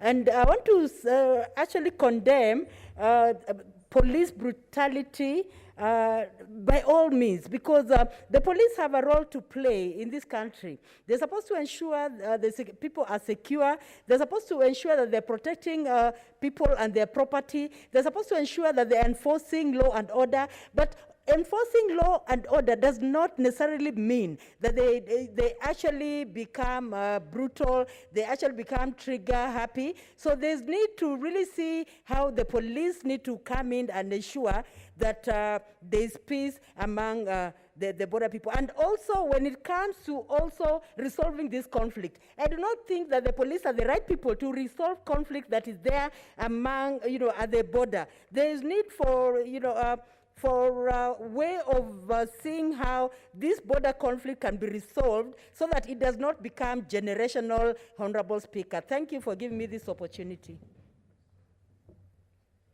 Senator Abshiro Halake. Thank you very much, Madam Speaker. Madam Speaker, allow me to congratulate Senator Cherargei for this. Madam Speaker, this, of course, is not the first time that we are crying about police brutality. You saw that during the curfew, now with the border. And right now, a message has been sent to me because of Senator Cherargei's,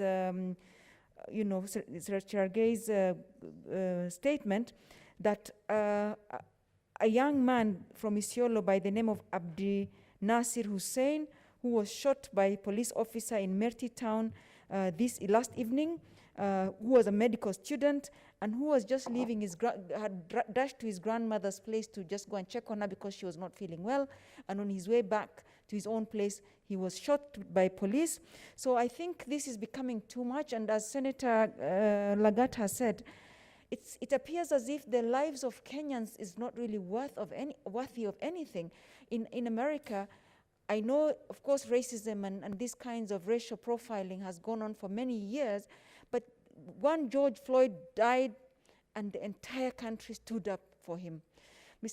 Madam Speaker, the worst thing to do in situations like this is to stand by and watch and do nothing about. I congratulate the senator for bringing this to us and to saying that something must be done, because this house cannot just stand by as lives are extinguished of young people that otherwise would have contributed to the economy of this country and otherwise would have been such useful members of this country.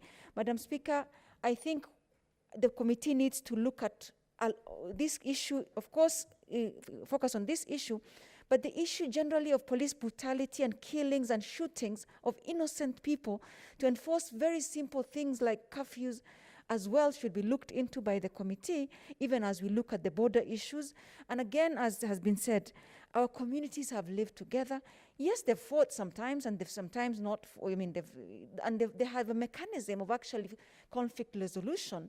Why these days police have to step in and just extinguish lives just is not acceptable. We condemn it, and this House must do something about it. I support this statement, Madam Speaker.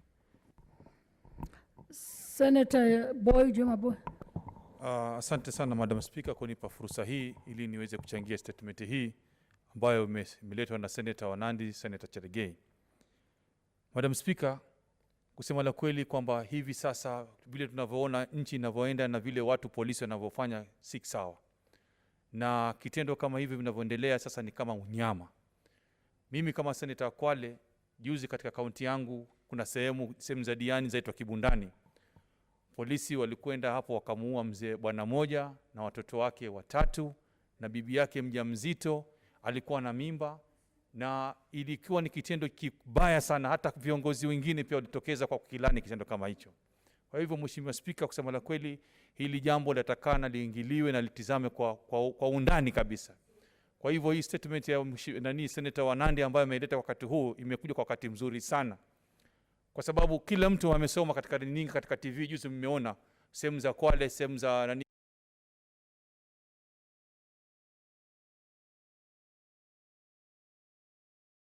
wadogo pia waliuliwa, na bibi yake alikuwa mjamzito, mama mjamzito ambaye na kiumbe ndani ya tumbo yake, na alipigwa risasi yule mtoto akafia ndani ya tumbo. Kwa hivyo tunalani kitendo kama hichi. Kwa sababu kama kulikuwa kuna usawa, Madam Speaker, hao polisi wangetafuta njia ya wafaka kufanya njia gani, au sivyo ijulikane huyo mtu ni apatikana namna gani, si watumie nguvu na kutumia force zaidi kama hiyo. Kwa hivyo kitendo hicho tunalani, na hii komiti ambayo itatengeneza jambo ihakikishe na iende kote, si Trans Nzoia, si Kwale, si Isiolo, si wapi, waende katika kila kaunti kwenye haya maafa yalotokea waweze kutatua swali hili. Asante sana Madam Speaker.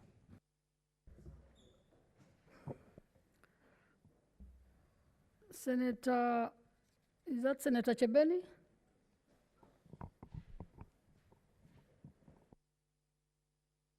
Thank you, Madam Speaker. Madam Speaker, I also rise to support this statement by Senator Cherargei. And Madam Speaker, the issues of extrajudicial killing have not come to this. This is not the first time it has come to this House, Madam Speaker. It has come to this House through Senator Sakaja, through Senator Mombasa, now Senator Kwale, Senator Isiolo has brought these issues up. And Madam Speaker, it seems as if the young people of this country are always the victims. The young people of this country have lost their trust in the police, and I don't know what they have done to the police so that they receive such kind of a treatment, Madam Speaker. Madam Speaker, cases of young people disappearing have come up in this House. Cases of young mothers being killed, young children being killed, Madam Speaker, has come up in this House. And Madam Speaker, as Senator Omogeni said, young people cannot breathe in this country. We cannot breathe, Madam Speaker. We don't know what we have done wrong to the police. We do not trust them anymore, Madam Speaker. And I wish that even as the committee looks into this issue, that it invites the whole House so that we can come and discuss this issue. The various senators can also bring out issues in their own counties so that we have solutions to this problem, Madam Speaker. I support. I think we have no further contributions on that. I therefore refer this statement to the Committee on National Security and Foreign Relations to report back to this House by the next sitting. Let us have something. Let us hear about the death of this Kevin Kipchumba, Boniface Kiprotich, and generally on judicial killing. So I do not see the chair of Security Committee, but of course I can see a member here, Senator Kwamboka. I also happen to sit in that committee, and I think it is time that they sat and probably deliver a report to this House by the next sitting. Next statement is from Senator for Nyamira County, Senator Okongo Mogeni.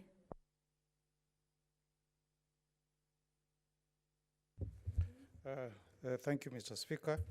I rise to make a statement under Standing Order 48-1 relating to the recent demolitions carried out in Keroka and the Nyamira town in the county of Nyamira. Madam Speaker, I seek a statement from the Standing Committee on Land, Environment and Natural Resources regarding recent demolitions carried out in the towns of Keroka and Nyamira within the county of Nyamira.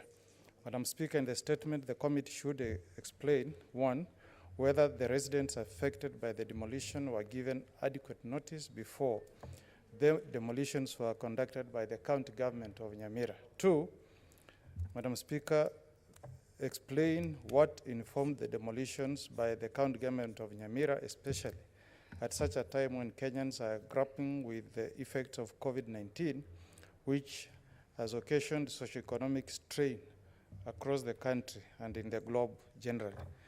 Finally, state the plans that the county government of Nyamira has put in place to provide alternative land and accommodation for the affected families. Thank you, Madam Speaker. Is there another statement? Yes, I think you can proceed to the next statement. I see no comments on the first one. Oh, I'm here, Speaker. Okay, then let us have the comments on that one before you proceed. Senator Fionga. Thank you, Madam Speaker. I would like to support the statement by Senator Mukeni from the way the demolitions are being done in this country. Madam Speaker, recently you saw the demolitions that were done in Kariobangi, here in Nairobi. Here we are hearing the other demolition being done in his county. Madam Speaker, even with court's mercy, it is not the right time. Anybody needs to be his house needs to be demolished from, or his habitat need to be demolished. During this time of COVID, where would one run to, especially when there is lockdown? Madam Speaker, it is so sad when people rush to demolish a habitat or a place where people stay, just to make sure that they are evacuating or they are removing that person from the place or exposing that person to more harm than good, especially during this COVID time. Madam Speaker, I support the statement by Senator Mukeni because it is not the right time, one. Two, why should you demolish the residence of somebody when you really do not have the place where you are relocating this family? Mr. Speaker, we have seen people suffer in Nairobi, not only in Nairobi, in other countries, in the other counties. Mr. Speaker, it should stop. And if at all there is any... You are referring to Mr. Speaker, and now we even have more ladies in the chair, so... Madam Speaker, sorry for that. It's good that we are ladies. Madam Speaker, I want just to support by saying that this statement, it should not take long because our people whose residents have been demolished has taken long, and we are not seeing any government officials working toward the resolution of these families. Madam Speaker, it is the highest time. People need to leave, people stay where they are. If they have any case orders, then or any standing case orders about their residents, be solved after COVID has gone. Thank you, Madam Speaker. Senator Dr. Musuruga. Thank you, Honorable Speaker, for giving me this opportunity. And I want to say that, Honorable Speaker, This statement that Senator Mogeni has brought to the floor of this House is a very important statement, because we are talking about the COVID period where we want people to be at home by 7 p.m. But this is a situation, there is a situation where people have no homes to go to, people have nowhere to go to.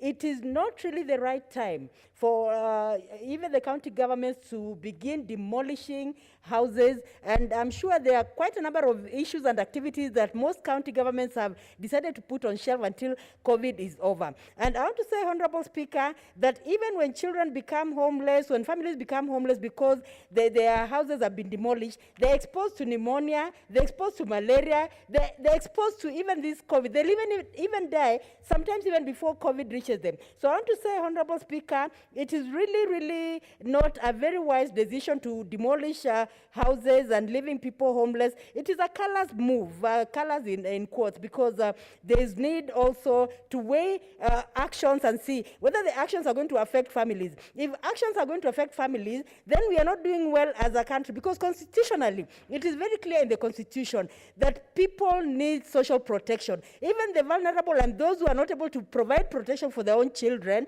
or for their own families, the state is supposed to provide protection for these people. So I want to say, Honorable Speaker, that the right committee should deal with this issue, and should deal with this issue just as right away, because as a country, we cannot say we are doing well when people are just in the cold. Right now, just a few weeks ago also, it happened in Kariobangi, where Senator Shionga has brought out that houses were demolished. But when the houses are demolished, where are these people being taken? There is need for these people to be taken somewhere. Because even when they have title deeds, where was the county government when these title deeds were being issued? So someone needs to be held accountable, even for the suffering of these people, Honorable Speaker. So there is need for the committee to do justice, and justice should not be delayed in a country that is concerned about its people, like we are concerned about our own people in this country. Thank you, Honorable Speaker, for the opportunity. Senator Sakaja. Madam Speaker, I wish to just commiserate with Senator Nyamira. We feel your pain. This is what has been happening in Nairobi. Mr. Speaker, Madam Speaker, I've brought this statement to the House. When the demolitions happened in Kariobangi, we brought together the 17 MPs of Nairobi, the nominated senators, the CS Interior, the CS Water, because that was the issue, and the CS Health.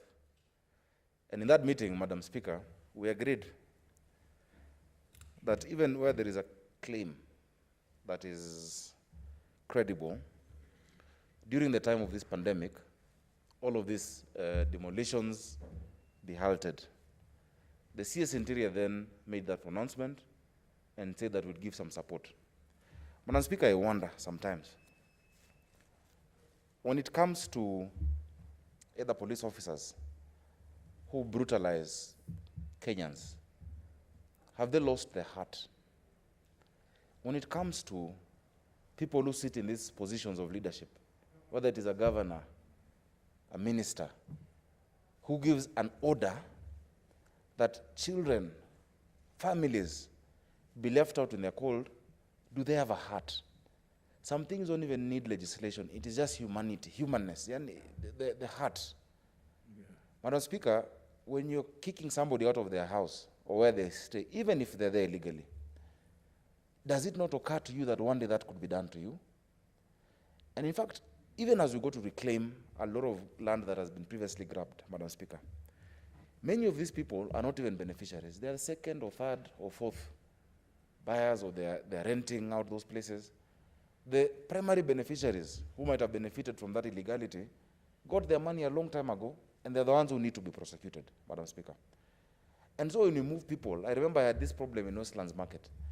I said, you're removing people because of a road that is going to be done before you get another place to relocate them. So you remove them. I remember even an old woman who was crying. There's a photo on my Facebook where I'm hugging her, because she remembers me since the time I was 5 years old, 6 years old. My mother used to take me around that market. That for the first time, she has nowhere to go. And then you demolish, you chase them, But for more than 2-3 months, construction does not begin. Isn't it just common sense to say, let us relocate these people properly first, identify where they'll go to, because they're engaging in economic activities, and then now begin that construction, Madam Speaker. This humanity, this heart, where will it come from? There's no motion. There's no motion this house can pass to give people a heart. There's no bill. We can't call it the Senate Heart Bill or Humanity Amendment Bill 2020. We just need to go back to our Kenyanness, Madam Speaker, where a long time ago, not even a long time because I'm young, it's just the other day, where we used to have a heart for each other, where we would go to our neighbors and borrow salt. Today we are competitive to a fault. People have become machines when they get offices. Madam Speaker, I'm glad the chairman of Lands took up this matter, and even this Thursday we're going to the ground with the CSs to look those people in their eye and tell them why they had to, sorry Madam Speaker, this is just, we were told if there's no one 1.5 meters, you can adjust it. To look them in the eye so that CS Matiang'i, CS Sicily, the regional commissioner, can come and tell them now, this is why you're out in the rain during COVID. These people were evicted 2.3 kilometers away from the center. Easily, it's 2.3 kilometers away from that site, where now the pandemic has gone crazy. Some of them wanted to go home. Madam Speaker, we have to even organize passes, a pass for them to be able to allow to pass, and buses. Someone may think I'm saying the same thing. The passes and buses. For some of them wanted to go to Kericho, to the rural homes, because they said, now, let us go to our rural homes now and stay. This country yearns for the day that people in any position of authority will remember that you're first a human being before you're a DC, before you're a regional commissioner, before you're a police officer, before you're a minister. First, a human being, and think of what would happen if that was your child, Madam Speaker. So I support this, and I hope the chairman of Lands will go as quickly as he has done on my statement, because not only are we going to actually to the ground, we want to see how to get those people some form of compensation, some form of soft landing, some mabati, some way, some food, which we've been doing from our pockets so far, Madam Speaker. Government must step in. Thank you, Madam Speaker. Maybe there might not be a heart bill, but there can be an orderly demolitions bill, where probably you have to guide people on how they do these, not evictions, but how they move people in an orderly manner, settle them before they do the demolitions. Madam Speaker, this country, think about that. This country has actually already passed certain protocols on how demolitions are to be done. Exactly. They exist, Madam Speaker, and I will even read for you. Because one, there was a task force that was put together a few years ago, led by UN Habitat, Madam Speaker, that brought the protocols of how such demolitions need to be happening. And I will share this with the Senate, and I'll put it in our business committee. It is not a lack of laws. It is not a lack of protocols. It is not a lack of standards. It is just impunity, heartlessness, and we want people, since CS Matiang'i said that this demolition stop, the person who authorized it should be held personally culpable, Madam Speaker, personally culpable. I will share those protocols, we have them, but people are just saying that today the law is a mere suggestion. No, the law is not a suggestion. The reason why senior counsel will tell you we have the rule of law, and even you're a senior lawyer, is because if it was the rule of man, if it was about subjectivity, we would then go to anarchy, Madam Speaker. Let's follow the law. I hope you'll share that, and I hope in those protocols we also have penalties, so that if it doesn't have, then we might then end up with a law that has penalties on those that violate it. So it is good that you share that. Senator Naomi Wako.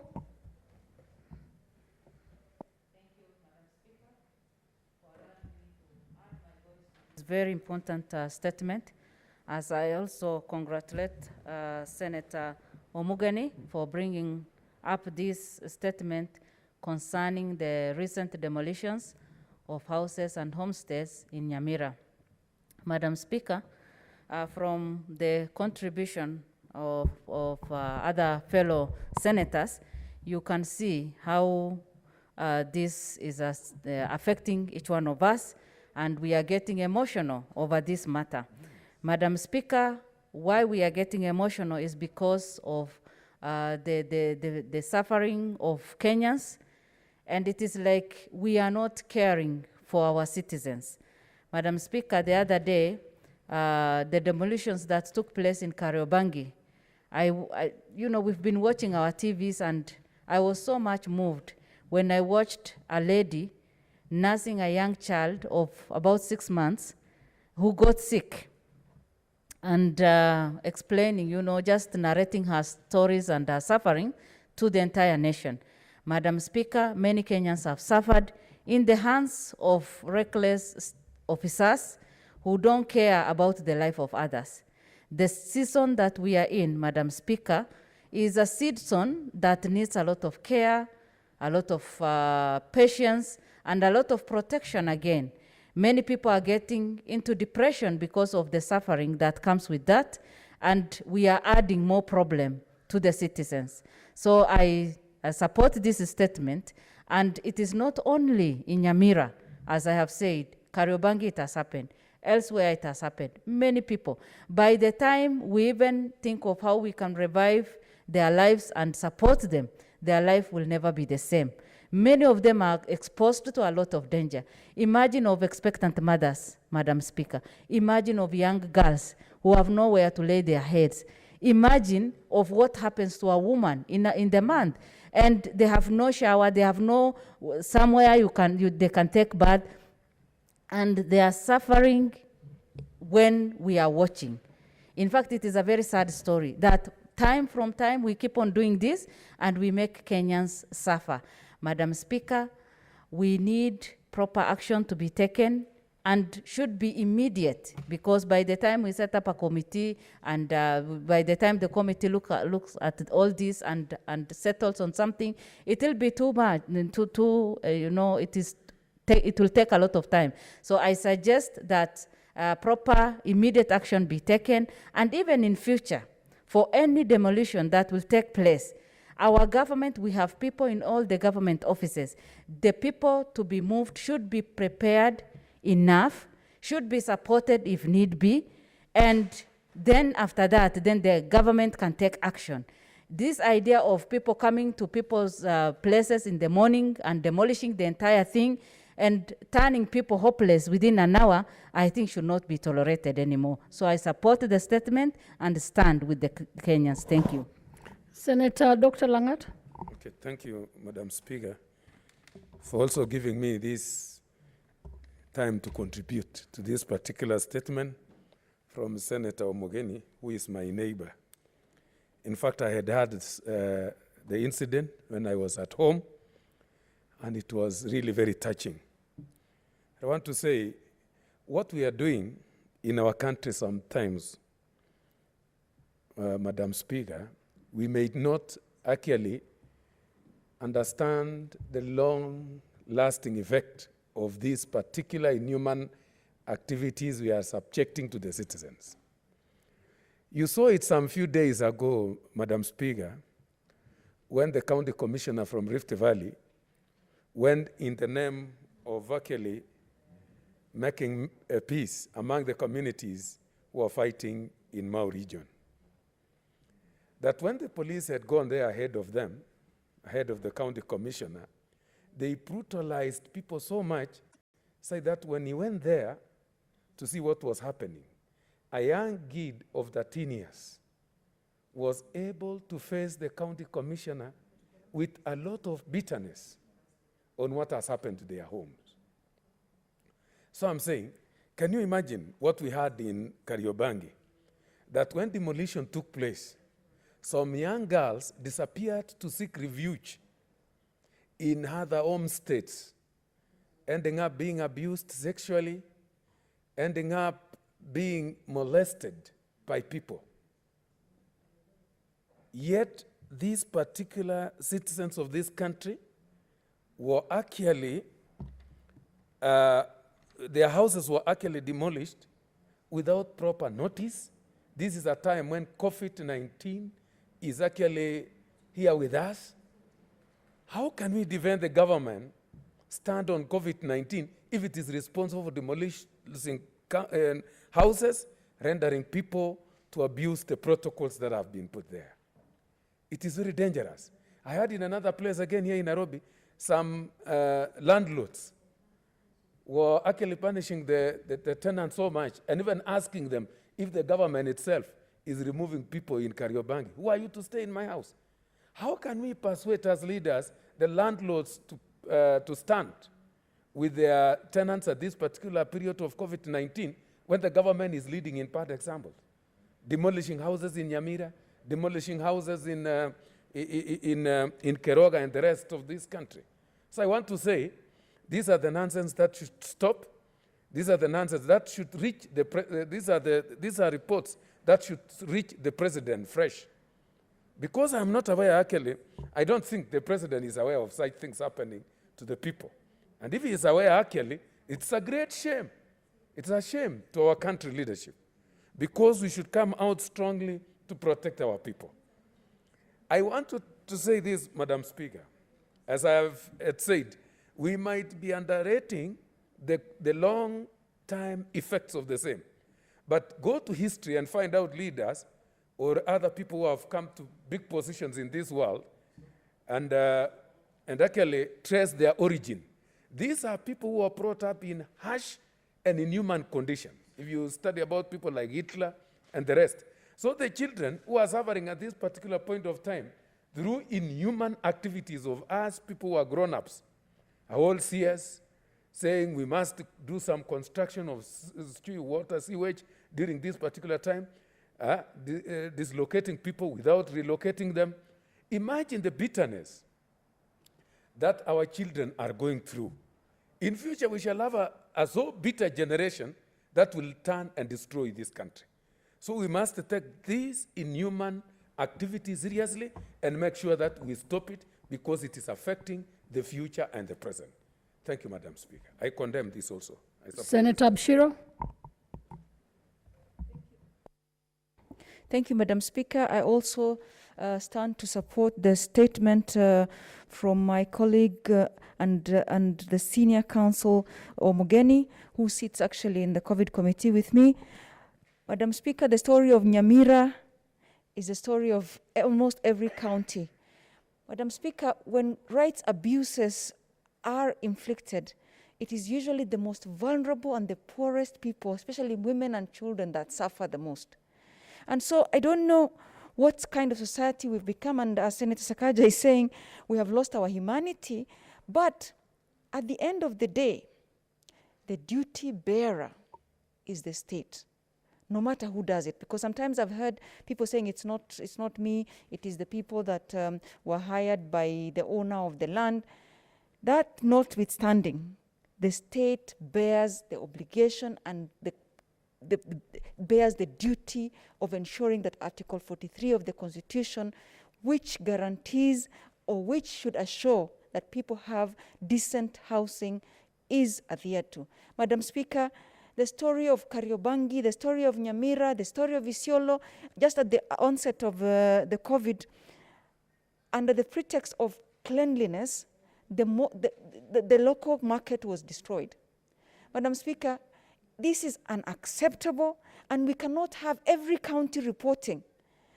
Nyamira is everywhere. It's in every county, and we're wondering who is ensuring that our poorest, our most vulnerable are protected and our constitution is upheld.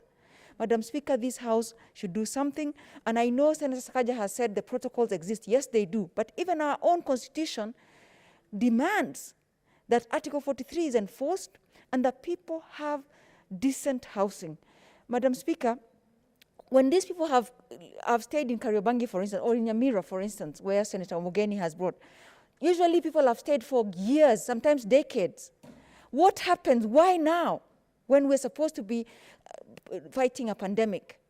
This is like saying you go and die, and you know, when you have conflicts in upmarket areas, for instance, between landlords and between other people, feuding over land or over places, it goes to court and it stays there for years. But when it's concerning the poor, the vulnerable, the women, the children, it's done overnight without any notice, and this is unacceptable. We condemn it, and it must be dealt with the urgency it requires. But also, it's really shameful for these things to be happening under our watch, Madam Speaker, as representative of the people. I thank you and I support. This statement is therefore then referred to the committee, Standing Committee on Agriculture. Sorry? Point of order. Yes, Madam Speaker, as you have directed, I have shared the policy guideline, eviction guidelines to all senators, 2009. It's on the WhatsApp group.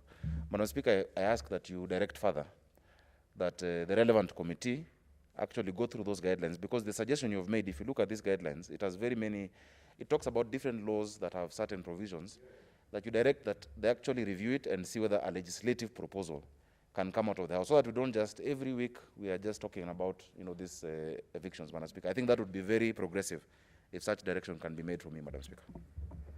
Yeah, just like I said, if we have protocols that are not enforceable, it is proper that this committee also proceeds to look at what is available and whether they need amendments or whether they need to propose a law. So, Standing Committee on Agriculture, Livestock and Fisheries to report in 14 days. The next statement is from the same senator of Nyamira County, Senator Mogeni.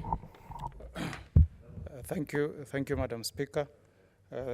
The next statement is on the issue of summary dismissal of casualty.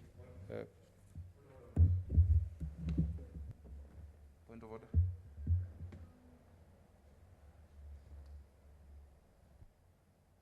Yeah, I have noted what you have said. It should go to the Lands Committee, Land and Environment, Natural Resources, and to report in 14 days.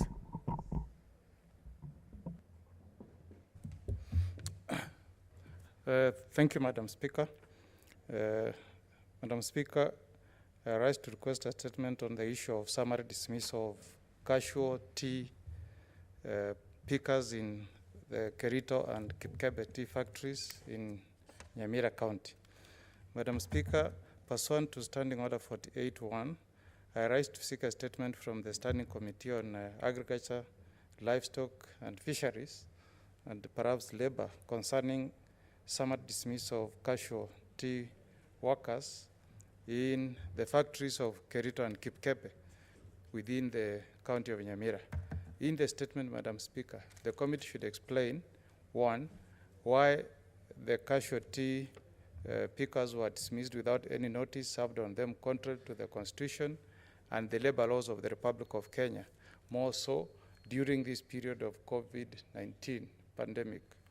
Two, Madam Speaker, explain the consultations the two tea factories held with the said casual tea pickers before replacing their labor with that of machines, more so, which has destroyed the workers' livelihood during this pandemic-19, during this COVID-19 pandemic period. Three, state when the dismissed workers will be compensated and their pension for the work already done and the years of service are paid for.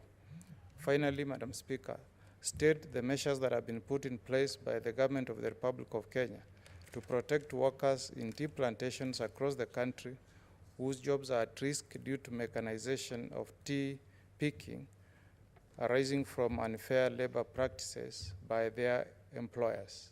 Thank you, Madam Speaker. I will allow short comments so that then we proceed to the next. Senator Musuruve. Thank you, Honorable Speaker, for giving me the opportunity to give my comments on this statement. I would like to thank Senator Nyamira for coming up with this statement. And a statement of this nature has come to the floor of this House where workers were just dismissed and no compensation was actually done. An example is also in Kakamega County where workers were dismissed by the Mumia Sugar Company and they were not compensated. And as a Senate, we have to see how to really protect workers in this country. And at a time like this, during the COVID season, it is actually unreasonable to just dismiss workers and not fail to compensate them or fail to cushion them during this hard time.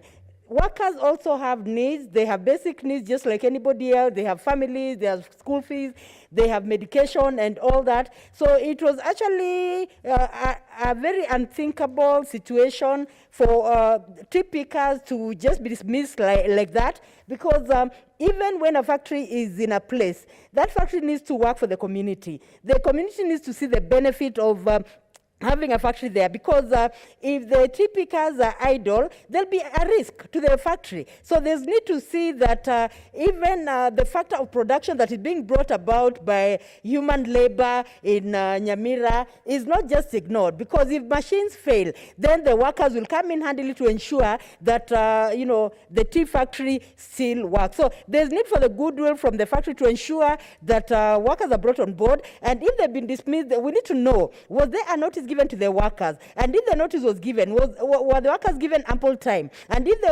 they were even given ample time, have they been compensated? And the compensation should not be a staggered compensation. It should be compensation up to the last cent, so that we ensure that our workers are not discouraged. We are here to represent workers. We are here to represent the counties and workers. The interest and welfare of workers are one of our core business in the Senate. So I hope, Honorable Speaker, that this statement will go to the right committee, and the right committee will ensure that there is fairness on the work or the part of the workers, so that they do not feel like we are not keen or we are not concerned about them. Thank you for giving me the opportunity. I congratulate Senator for coming up with this statement.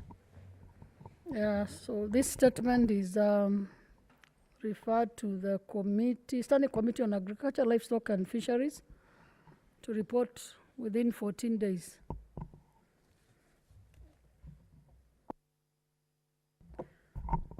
The next statement is Senator for Kakamega, Senator Malala. And I see that he's not there, so we defer that statement. Next order.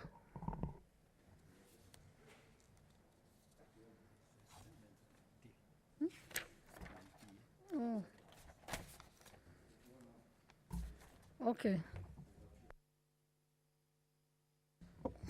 Next statement is from the chairperson, Standing Committee on Education, on the status of education in Kenya during the COVID-19. Thank you, Madam Speaker. This is the statement on the status of education in Kenya during this particular period of COVID-19 pandemic. I rise to make a statement pursuant to the standing orders number 51, 1A. Madam Speaker, as senators will recall, during the morning sitting of the Senate held on Tuesday, May 19, 2020, Senator Beatrice Kwamboka rose to the seek statement from the Standing Committee on Education regarding the status of education in Kenya following the outbreak of the coronavirus disease. On the same day, during May 19, 2020, during the afternoon session, Senator Dr. Gertrude Musuruve rose to seek statement concerning the learning progress, the progress of learners with disabilities during the current COVID-19. Madam Speaker, the outbreak of coronavirus disease has resulted in the global shutdown of education institutions, thus greatly affecting learners at all levels. In Kenya, learning in all education institutions was suspended by the President on 15 March 2020, and an estimated 15 million learners remain at home. This country has never experienced such a dramatic impact on human capital investment and the full consequences of this pandemic on social and economic indicators are still unknown. Madam Speaker, globally, different countries have formulated and generated a raft of measures and allocated resources to help learners, teachers, and parents to facilitate continuous learning. In our committee, we also sought out information concerning the same from the Ministry of Education. And Madam Speaker, although the Ministry of Education is making substantial efforts to ensure that learning is not interrupted, there have been several challenges affecting the same. Institutions of learning provide an opportunity for growth and development of many schools-going children in this country seeking to enhance competencies. However, millions of learners during this pandemic continues to face challenges related to lack of access to technology, digital devices, and reliable internet connectivity. So generally, in summary, education has been affected seriously, and the Cabinet Secretary of Education gave us a report which we shall give, I will make sure that we post it on the on the Senate business media so that everybody may go through it. Point of order, Madam Speaker. Yes. Point of order. Point of order from Senator Kwamboka. Thank you, Madam Speaker. I thought I asked that statement I should first be furnished with the response before any other member. Okay. Because now it is the business of the House, I'll make sure that you get the hard copy right away after this, but everybody else should read it so that we may come and make contributions accordingly. Anybody else? Musuruve? Yeah. Senator Musuruve. Honorable Speaker, I want to say that I'm in the same committee, and with due respect, I actually respect my chair, but I want to say that even Senator ad hoc committee on COVID, Senator Sakaja, said clearly on the floor of this House that there's much that needs to be done by the Ministry of Education. So there's need to come up with elaborate, responses to these concerns that have been given in education, because learning actually, as Senator Sakaja said, is one thing, and it is not really taking place the way it should. So, and also there's need for the minister to also come here so that we engage with him. Senator Lagat. Yes, we are still engaging the CS.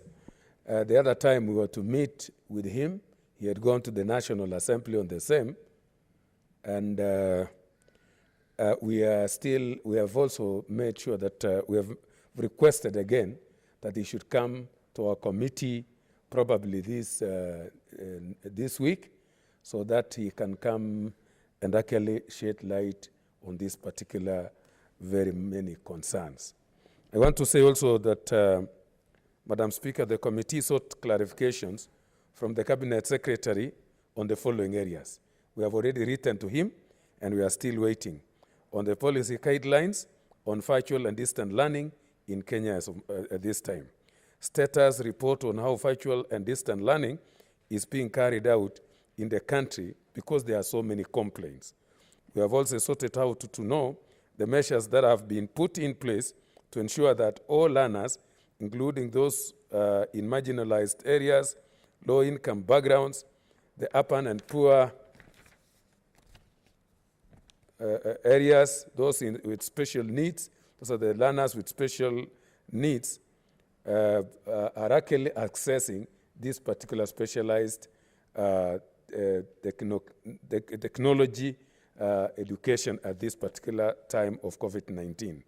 The measures also, we've also requested that we should know the measures that the government has put in place to ensure that learners, especially those in early years of development, have regular human interactions and social care in order to address possible psychological challenges that they may be facing.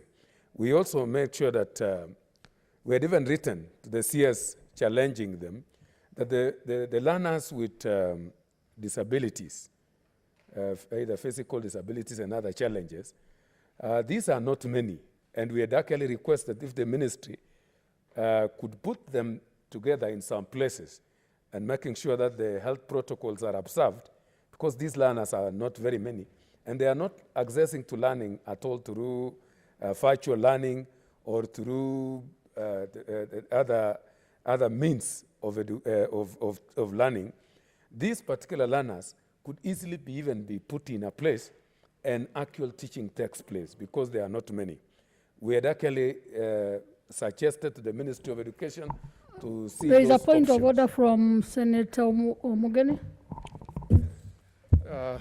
Thank you, Madam Speaker. I'm in a very awkward position where I want to have a contrary view on my chair, Dr. Langat. I think, Madam Speaker, having listened to Senator Langat, it's evident that the CS education has not responded adequately to the issues of concern that were raised by Senator Kwamboka. And Madam Speaker, Senator Kwamboka did rise up on a point of order, expressing dismay that the response was not shared with her in advance, as is the tradition of this House, Madam Speaker. And listening to my chair, I think there is a lot that the CS education needs to respond to the satisfaction of this House. And Madam Speaker, you heard in the morning the concerns that were raised by the chair of the COVID-19 committee, that this particular CS has, on 3 different occasions, refused to appear before a Senate committee, indicating that he is not answerable to the Senate. So, Madam Speaker, the point of order I'm making is that the chair, education, Dr. Langat, my neighbor and my very good friend, should not handle these CS with gloves. The CS should be summoned to appear before the House and respond to these very serious issues that touch on the welfare of our children, Madam Speaker, because these are not light issues. These are very, very serious issues. And we need to remind CS education that we are not the House of Lords. We are people who have been elected by the people of this country. We enjoy a democratic mandate from our people. Article 96 is very clear that we represent counties and the people who reside in those counties, including the parents of the children that are out of school. So, Madam Speaker, I want you to direct that that answer by the Chair Education is not adequate, and he should go back, summon the CS Education, and then respond to the issues that were raised by Senator Kwamboka to our satisfaction. Thank you, Madam Speaker. Honorable Senators, you note that the statement by Dr. Langat is a statement under 51(1), which is just a statement by the chairperson of a committee on a matter that touches on the mandate of the committee.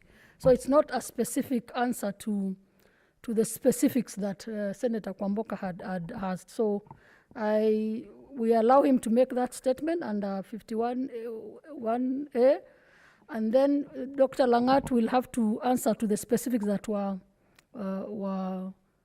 done during the statement that Senator Kwamboka had made. So he's yet to respond to Senator Kwamboka's statement, and today is not necessarily responding to to Senator Kwamboka's statement. He's making a statement under 51(1). Proceed, Senator Langat. Thank you, Madam Speaker. I want to continue that a matter of great concern to many Kenyans is also the national examination. As you are aware, the Ministry of Education has put in place an elaborate measure of 100% transition from primary to secondary education as required by Article 53(1)(b) of the Constitution on provision of free and compulsory basic education to every Kenyan child. However, at the same time, the Cabinet Secretary has been quoted on numerous occasions in the public media stating that the calendar of the national examination has remained unaltered. Madam Speaker, also, another great concern to the committee is also the efforts that have been put in place by ministry to ensure supply and distribution of food and provision of nutritional services to the learners in marginalized areas who would especially be benefiting from the government school feeding program at this time. We have so many concerns that we've raised, and even the reports we got from the Ministry of Education in our committee last week when we were discussing were very unsatisfactory. And we had suggested, and I think I'm here to get the information today, that nevertheless, in fact, the other time, the CS had told us she had formed a team to handle education matters during this particular time of COVID-19. But we were seeing that one as if he was trying to run away from our concerns. So I want to report to this particular Senate, Madam Speaker, that we are going to summon the CS this week so that he appears before us and actually answer our concerns. There are so many. Even today in this particular house, there are two also statements that were referred to our committee. So putting together all these particular concerns, we are going to make sure that it's good that the Senator Mugeni and Dr. Muzuruve are members of Education Committee. We are going to make sure that we summon the CS to come to our committee and answer our concern. We don't care, or we don't want to care much what particular responses he made to the National Assembly, because somehow in his report he was purporting that because he had gone to the National Assembly, maybe he was thinking that it was no longer necessary to come to our committee. But we are going to summon and also invite, make it open so that other members of this House with other concerns may come and also raise their concern during that particular time. So, Madam Speaker, I just want to request that the committee is given that particular opportunity this week, maybe up to next week, so that we continue pursuing on the same matter. Thank you.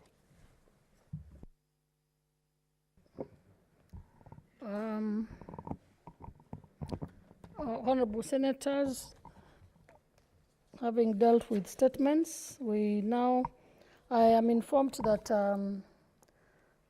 we cannot transact the business in order number 12, 13, 14, and 15. The same therefore stands deferred to the next sitting, and we move to the next order. Order number 16, the Reproductive Health Bill, Senate Bill number 23 of 2019, second reading. Senator Musuruve, you had a balance of 10 minutes.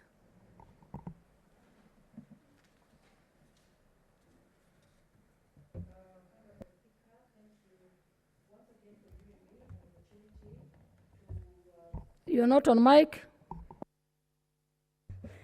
Thank you, Honorable Speaker. Thank you for giving me this opportunity once more to second this bill. And I want to say, Honorable Speaker, that this bill comes in handily to effect some very important issues in our Constitution, articles. It comes in to effect Article 53 of our Constitution that talks about the rights of children, regardless what. It comes in to effect Article 14 of our Constitution that talks about the right, citizenship. It comes in handily to effect Article 43 that talks about health, attainable standards of health. It also comes into effect the Abuja Declaration that Kenya actually signed to, that stated that 15% of the national revenue needs to go to health in order to improve health. So this bill is really a bill that needs to be taken seriously to ensure that these articles are actually effected, and also what Kenya signed to during the Abuja Declaration is actually effected. And I want to say, Honorable Speaker, that this bill also comes in to ensure access to family planning services. And according to this bill, Honorable Speaker, everyone has a right to get information about family planning, so that when it comes to issues of family planning, people need to be told about the various methods of family planning. They need to be told about, the pros and cons, so that from that information, they make informed decision on whether they're going to take family planning or not. And I want to say, Honorable Speaker, apart from family planning, this bill comes in to give a right to assisted reproduction. Honorable Speaker, there are some families that, couples are barren. They're not able to get children. But according to this bill, and if it takes effect, no family will say that it is barren or they don't have children on their own accord, because this bill gives a right for people to be assisted in order to have children. And it brings in the issue of also government donation or government sponsoring. And when it comes to government sponsoring, then whoever is going to donate the gamete is actually told in advance the pros, the cons, and the gamete donor also needs to be told the rights he has. When it comes to a baby that is born out of government donation, then the government sponsor has no right at all. And also, according to this bill, there's an age limit for government sponsors. There's an age limit for confirming parents. So when it comes to government sponsor, it should be someone who is mature. And apart from the person being mature, according to this bill, then the gametes have to be tested to see that the gametes are good, and to see that the gametes are not also are not infected, to ensure that even when it comes to gamete sponsoring, even the biodata of the sponsor himself or the sponsor herself is actually taken, so that in terms of age, it is known, because when it comes to sponsoring gametes, it should be between the age of 21 to 50, meaning that the gametes that will be donated will not be gametes that will bring in a baby that is deformed or a baby that cannot survive outside of the womb. And another thing I like about this bill, it states clearly that when it comes to a sponsor of a gamete, there is no compensation at all. So the gamete sponsor should not even think that he'll be compensated. And there's no relationship between a gamete sponsor and the baby that is born. So the baby that is born will get his rights as a child as stipulated by Article 53 through the confirming, the commissioning parent, the parent that has been commissioned to actually play a role. And even the commissioning parent is supposed to be told in advance, and he's supposed to also sign that he's going to take responsibility. And I want to say, Honorable Speaker, another strength in this bill is that it also allows for the surrogate mothers to be in place. And when it comes to surrogate mothers, it comes in to legalize surrogate motherhood. And when it comes to surrogate motherhood, the surrogate mother is supposed to be informed in advance. The surrogate mother is supposed to sign forms even before a lawyer, so that when it comes to the child that is born, then the surrogate mother should not have any claim over that child.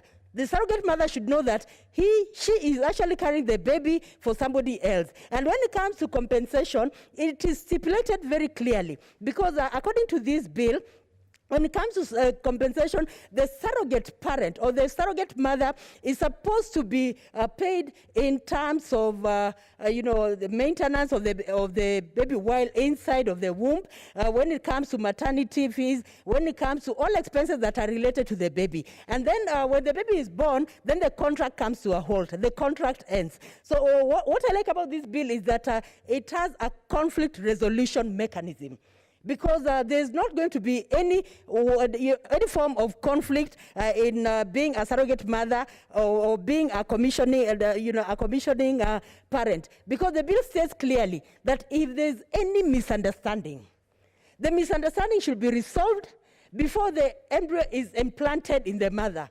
So it means that immediately the embryo is implanted in the mother, then there's no way anybody can change his mind, or there's no way anybody can change her mind. So this bill comes in handily to ensure that parents have children in a legal way, and to also ensure that the children who come from this arrangement are also in a parent, under the shield of a parent who has been commissioned, and meaning that that child will not, lose, all the rights of children as stipulated in Article 53 of our Constitution. And also when it comes to identity, the child, if one of the parents is a Kenyan, then it means in the commissioning parent, in fact, the bill states clearly that when it comes to citizenship of the parent, the citizenship of the parent will be that of the commissioning parent, but not the surrogate parent. So it comes out clearly, so there's no conflict,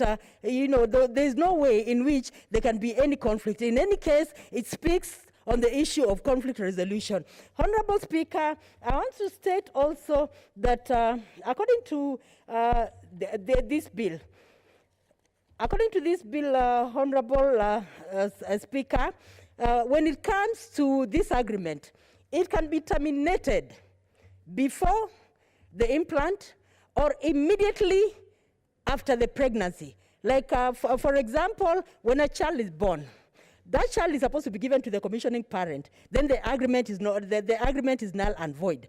Or in a situation where the pregnancy, comes to an end because of various issues. For instance, in a situation where the mother's life is at risk, and the doctor decides that in order to protect the mother, then we'd better terminate the pregnancy. So in a situation where the pregnancy is terminated, then the contract ends, there and then. So this bill also speaks to that. But even if the pregnancy is abortive, the surrogate mother needs to be compensated. In terms of medical, in terms of health and everything, the commissioning parent needs to do that. And that is why the bill says that when it comes to the commissioning parent as well, the commissioning parent should be of age, should be between the age of 25 to 50. That is an age where someone is mature enough to make decisions.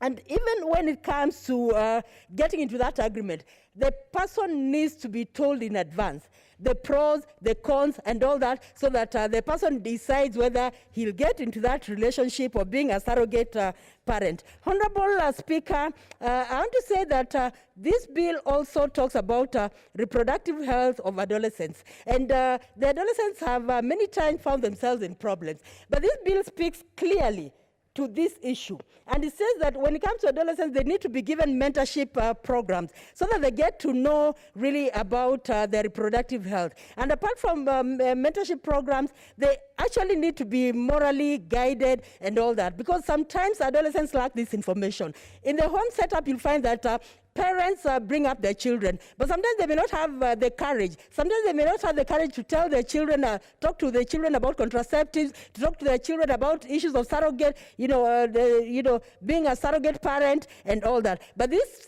bill comes in to speak on that issue. And then also issues of HIV, the bill speaks on that when it comes to adolescents. And also the bill talks about abstinence, that when we are talking to adolescents, let's recommend abstinence, that youth abstains until a time when he or she is of age in order to get married. So I want to say that this bill talks about contemporary issues that happen currently with regard to reproduction. And even as we talk about this bill, there's also need for Senator Kihika to also bring in an issue of even the males. We've talked about, this bill addresses about especially the female, but there's need also to see, in the event when a girl is impregnated, what should be done?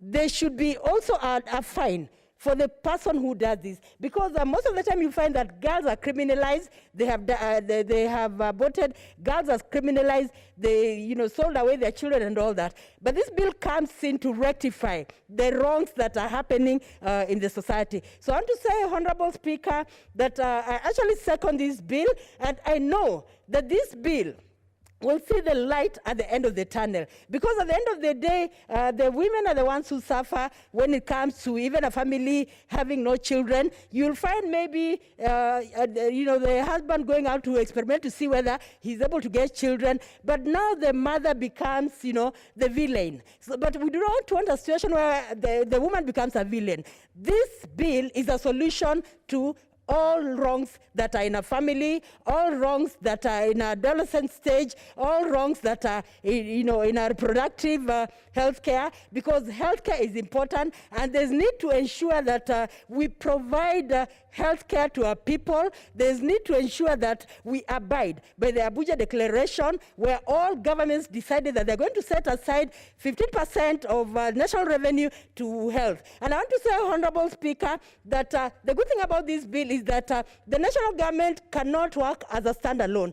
This bill recommends that the national government should work with the county government to ensure that Article 43 of the Constitution is actually effected, to ensure that there's maternal health care, to ensure that even when it comes to maternal health care, then the personnel who are going to practice this health care or to execute this health care should be people who have actually trained. And apart from training, they should be skilled. And apart from being skilled, this bill also states clearly that when it comes to equipment, when it comes to facilitating the counties, then the counties should be facilitated in order to come up with equipment that are going to support maternal health. And also this bill also comes in to ensure that we have less of morbidity and mortality rates in the counties. So, Honorable Speaker, I want to say that I second this bill because I know that it is a bill that is not only going to help women, but it's going to help families as well. Thank you, Honorable Speaker, for giving me an opportunity to second this bill. Honorable Senators, I now propose the question that the Reproductive Health Care Bill, Senate Bill number 23 of 2019, be read a second time.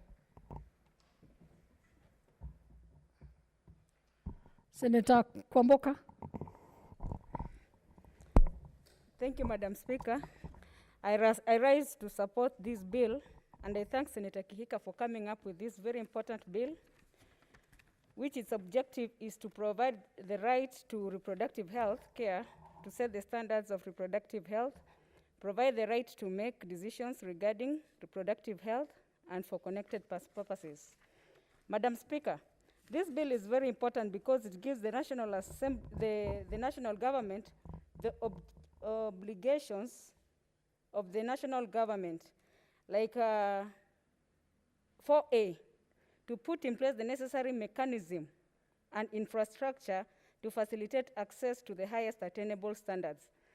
Madam Speaker, if we get, right now there is a shortage of health facilities, which helps the adolescents or the people who need the health facilities in their areas. The government has to come up with more funds and establish more health centers. And Madam Speaker, even the government, it says very clearly it has to carry out sensitization programs on family planning methods and services. When they are giving sensitization to the people who are involved, they must elaborate more and give more information concerning the family planning. Madam Speaker, we've seen many side effects of the family planning, like they should clearly tell us how depot injection can bring more side effects. Even we see when people are using these family planning issues, majority of the ladies, they overbleed. They should come out and tell these people on how to use this health, these are family planning issues. Madam Speaker, if we come to, I've seen in the confidentiality, Madam Speaker, it says that a health practitioner who contravenes the provisions of subsection 1 shall be subject to the disciplinary processes by the relevant health professional regulatory body. Madam Speaker, when a patient goes to the hospital, that is a secret between the patient and the doctor. So the doctor is not allowed to give out more information concerning the patient.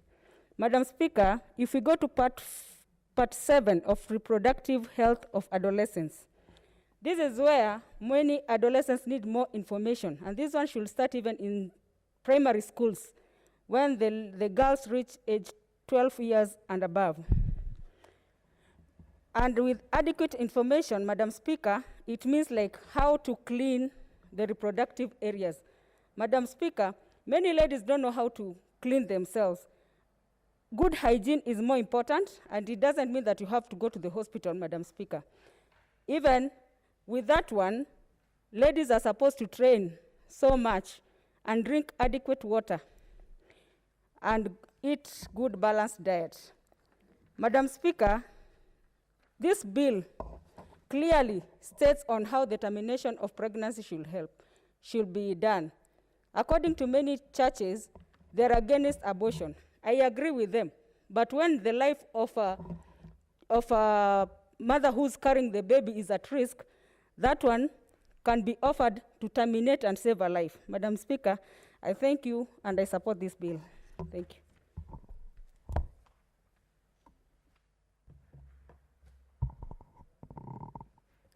I do not see any more requests.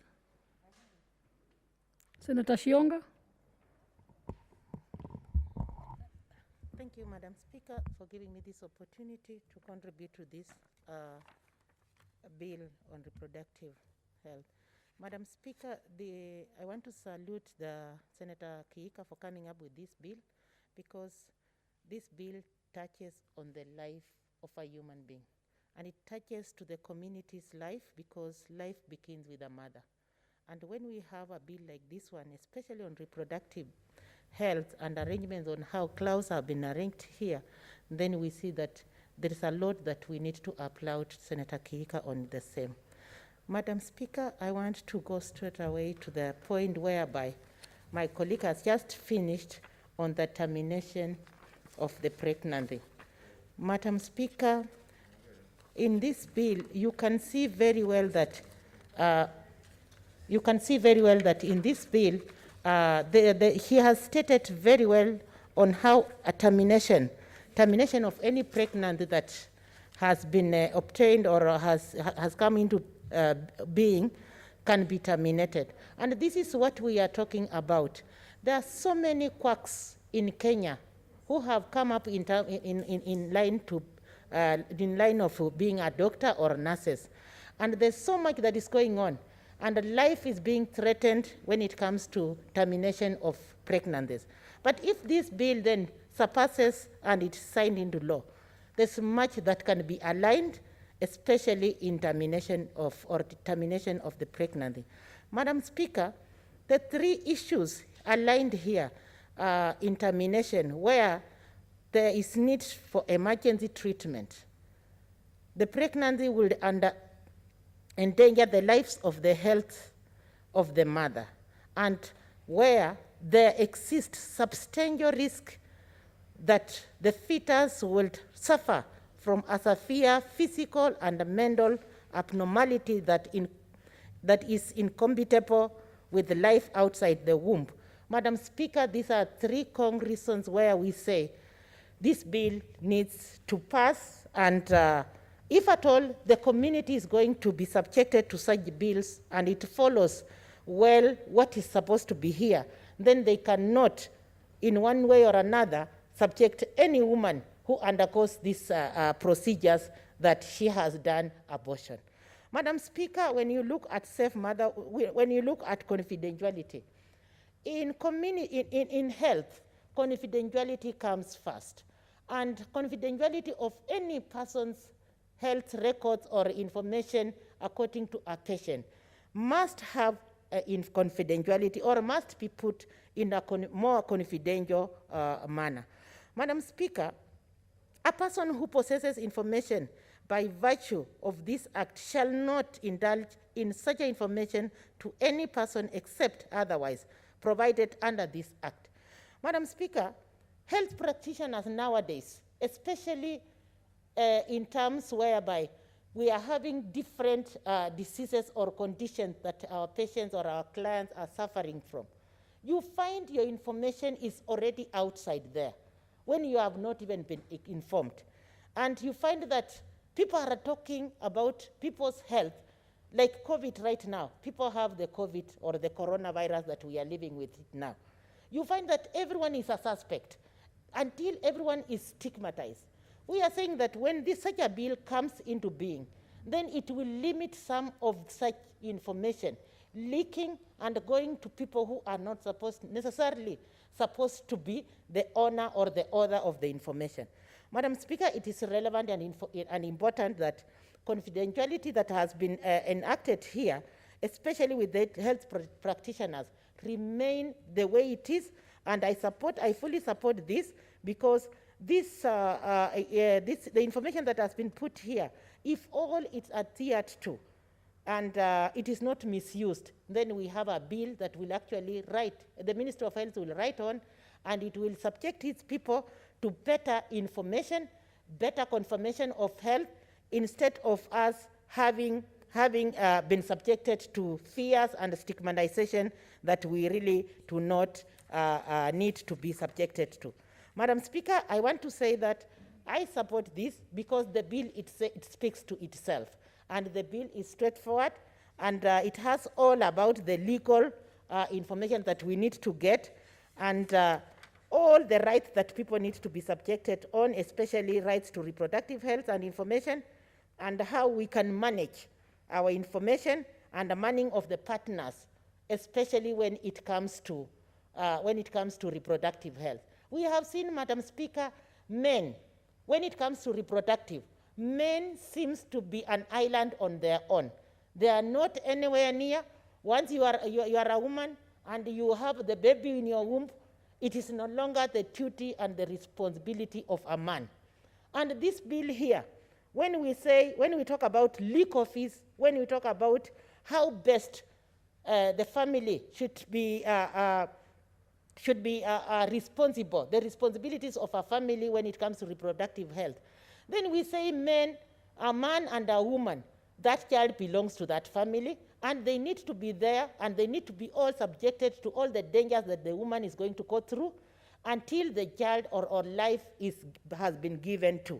So I just want to congratulate again and say that let us all support this bill, because the bill stands for, not for only women, but it stands for the community, it stands for the Ministry of Health. In fact, it strengthened the Ministry of Health more than what it was, because when you look at the Ministry of Health, if it has such a bills, then it has right to make the information reach to a common citizen who really needs to be able to know what is there and what is meant for us. Madam Speaker, I want to thank again for everyone who has contributed and who is contributing, but I want just to say it is a good bill, and I support it. Thank you, Madam Speaker. I see that Senator Kihika is not there to make a response. Senator Farhia, you want to contribute? Yes, so let's proceed to the next stage. Can you make your request? Thank you, Madam Speaker.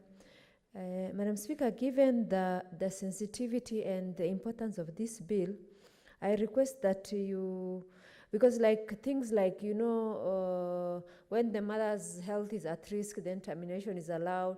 That's very contentious, because sometimes, Madam Speaker, quacks who are aborting kids now, even with nothing, if they get hold of this provision, then it's subject to be misused. So because of the interest in these matters, I am requesting that you put the question to a later date in respect of this bill, pursuant to Standing Order 61.3. I thank you, Madam Speaker. The bill is therefore deferred to the next sitting, and the question may be put then when we have enough numbers for division. Then we move to the next order.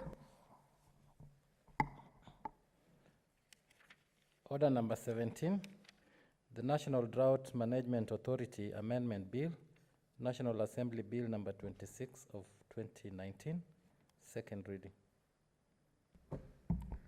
Senate Majority Leader. Madam Speaker, I also request that this bill be deferred for next sitting, Madam Speaker, on behalf of majority. The bill be deferred to the next sitting. Next order. Order number 18, the Wildlife Conservation and Management Amendment Bill, Senate Bill number 24 of 2019, second reading.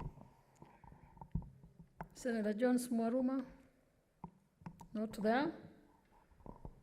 Bill is therefore deferred to the next date, to the next sitting. Next order. Order number 19, the Law of Succession Amendment Bill, Senate Bill number 1 of 2020, second reading.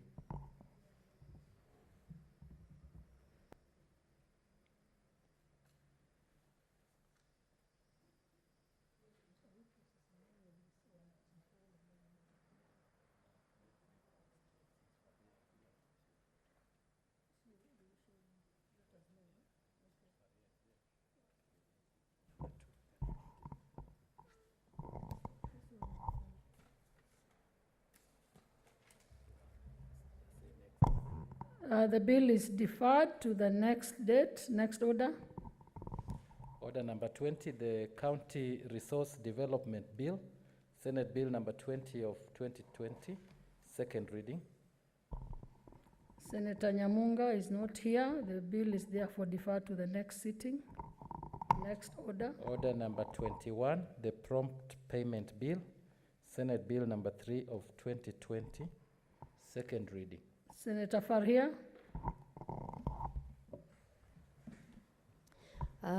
Thank you, Madam Speaker, for allowing me to move this bill. Madam Speaker, as you're aware, prompt payment, especially counties, Madam Speaker, where this House represent has been a challenge, Madam Speaker. Madam Speaker, this bill is to create a framework to facilitate prompt payment for supplies of goods, works, and services procured by government entity both at national and county level. Madam Speaker, Article 201D and E, Madam Speaker, of the Constitution provides public finance principle, including a requirement that public money should be used in a prudent and responsible way, and financial management be responsible for physical reporting shall be clear. Madam Speaker, the prudent management of financial public funds include meeting of financial obligation by procuring agents. Madam Speaker, there is no point in giving people business, Madam Speaker, if you are not willing to pay them on time, Madam Speaker. And Madam Speaker, part of the reasons that prompted Senator Sakaja and I to sponsor this bill was in December 2018, Madam Speaker, there was a request by Senator Kitui for payment of suppliers who were engaged by the previous governor, Madam Speaker. And in that submission, Madam Speaker, if you were there in that meeting, Madam Speaker, I mean, I was there in the Finance Committee, and on that day I was chairing because both the Chair Finance and Vice Chair were not there. So, Madam Speaker, on that day, there was a lot of issues that transpired in terms of how Kenyans are being harassed regarding their payment, Madam Speaker. And Madam Speaker, some of the issues that were dispensed with by those suppliers who came before us, Madam Speaker, were such that some of the suppliers lost their properties. Others, because of loss of properties, some of them even lost their lives because some of them got heart attack. And Madam Speaker, it was such a grueling experience in terms of the way those people have been treated, Madam Speaker. So, Madam Speaker, This bill is overdue in terms of, in my view, and that it is something that we need to dispense with. Madam Speaker, the bill, however, recognizes that apart from giving effect to principles of public finance, prompt payments, settlement of bills, promote trade, industries, and extension supports the robust growth of economy. Madam Speaker, like if you see, if payments are not done in accounting and the suppliers keep on supplying, resources are limited, Madam Speaker. And once the supplier puts all his money in a contract that was given either by the national government or the county government, and they are not paid on time, even the money circulation within the economy, Madam Speaker, is affected. And by extension, Madam Speaker, our GDP and our economy will be affected. And therefore, this bill, Madam Speaker, is addressing that. A vibrant economy with numerous benefits such as increasing the rate of employment. The people are paid on time, it increases the rate of employment, growth in revenue collected from thriving businesses and investor confidence in the country. At a micro level, therefore, the bill seeks to solve a problem of late payment to suppliers and for goods and services and at a macro level to act as impetus for growth of business and economic development. Madam Speaker, let me speak to the salient provisions of the bill. At the onset, the bill proposes to require a procuring entity in the national and county government to pay suppliers by the prescribed date. So this bill now gives a prescribed date in terms of when the bill is it should be settled. And then if it's not settled by that prescribed date, Madam Speaker, this bill recommends that the procuring entity shall pay interest to the suppliers in accordance with the section on the amount due under the contract for supply of goods, works, services. In this, Madam Speaker, the bill provides maximum interest rate chargeable be based on rate set and published by central bank.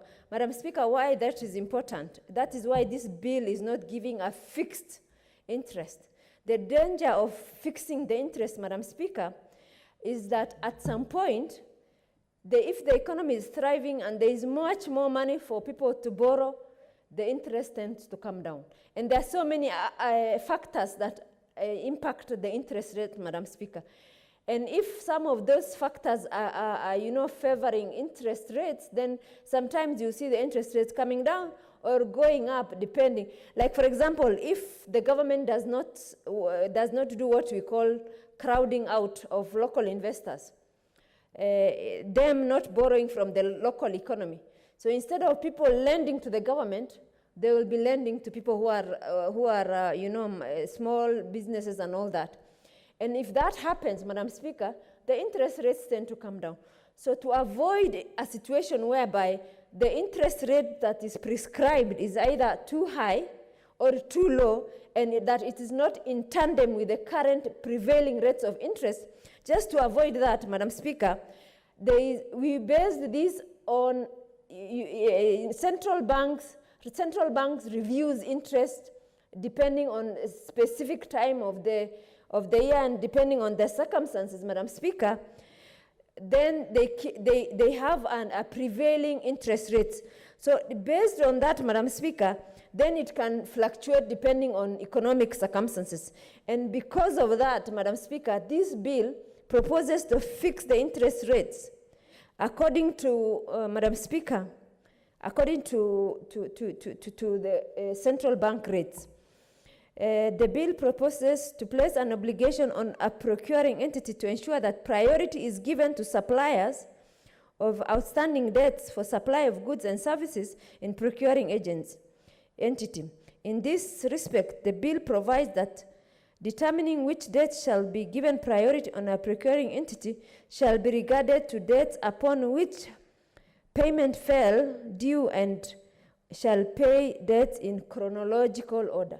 Madam Speaker, the reason why it is very important that bills are paid on chronological order, I know even my own county of Wajir, Madam Speaker, bills come, request is made to controller of budget, Madam Speaker, requesting for payment for certain supplier. However, once the money hits the account of the county government, Madam Speaker, the county government decides, other than those that they had requested payment on behalf from the central government, they use the same money and divert it to other that are not. So that is why chronological order, the first bills that come are the first bills to be paid. So that is why it is recommended that, so that it is just, Madam Speaker, as also the reason why it's also chronological order is important. Madam Speaker, as you're aware, corruption in terms of public entity happens in two stages, Madam Speaker. The first stage is where people are bidding, and then corruption happens to influence the awarding of those contracts. Madam Speaker, and then the second corruption happens once you have supplied whatever you supplied, or sometimes you even supply air that according to what we've had other entities. And those who supply air, Madam Speaker, are the priority who will be paid, Madam Speaker. So that is why now this bill, if we pass it, it will also reduce at least half of the corruption that happens in terms of a procuring entity, Madam Speaker. And Madam Speaker, Madam Speaker, the other day when we went to our PG in State House as Jubilee members, the president of this country reiterated that. Order, Senator Farhia. You'll have a balance of 50 minutes when this matter is listed next in the order paper. Honorable Senators, it is now 6:30 p.m., time to adjourn the House. The Senate therefore stands adjourned to Tuesday, 9th June 2020 at 10 p.m. 10 a.m., sorry, 10 a.m.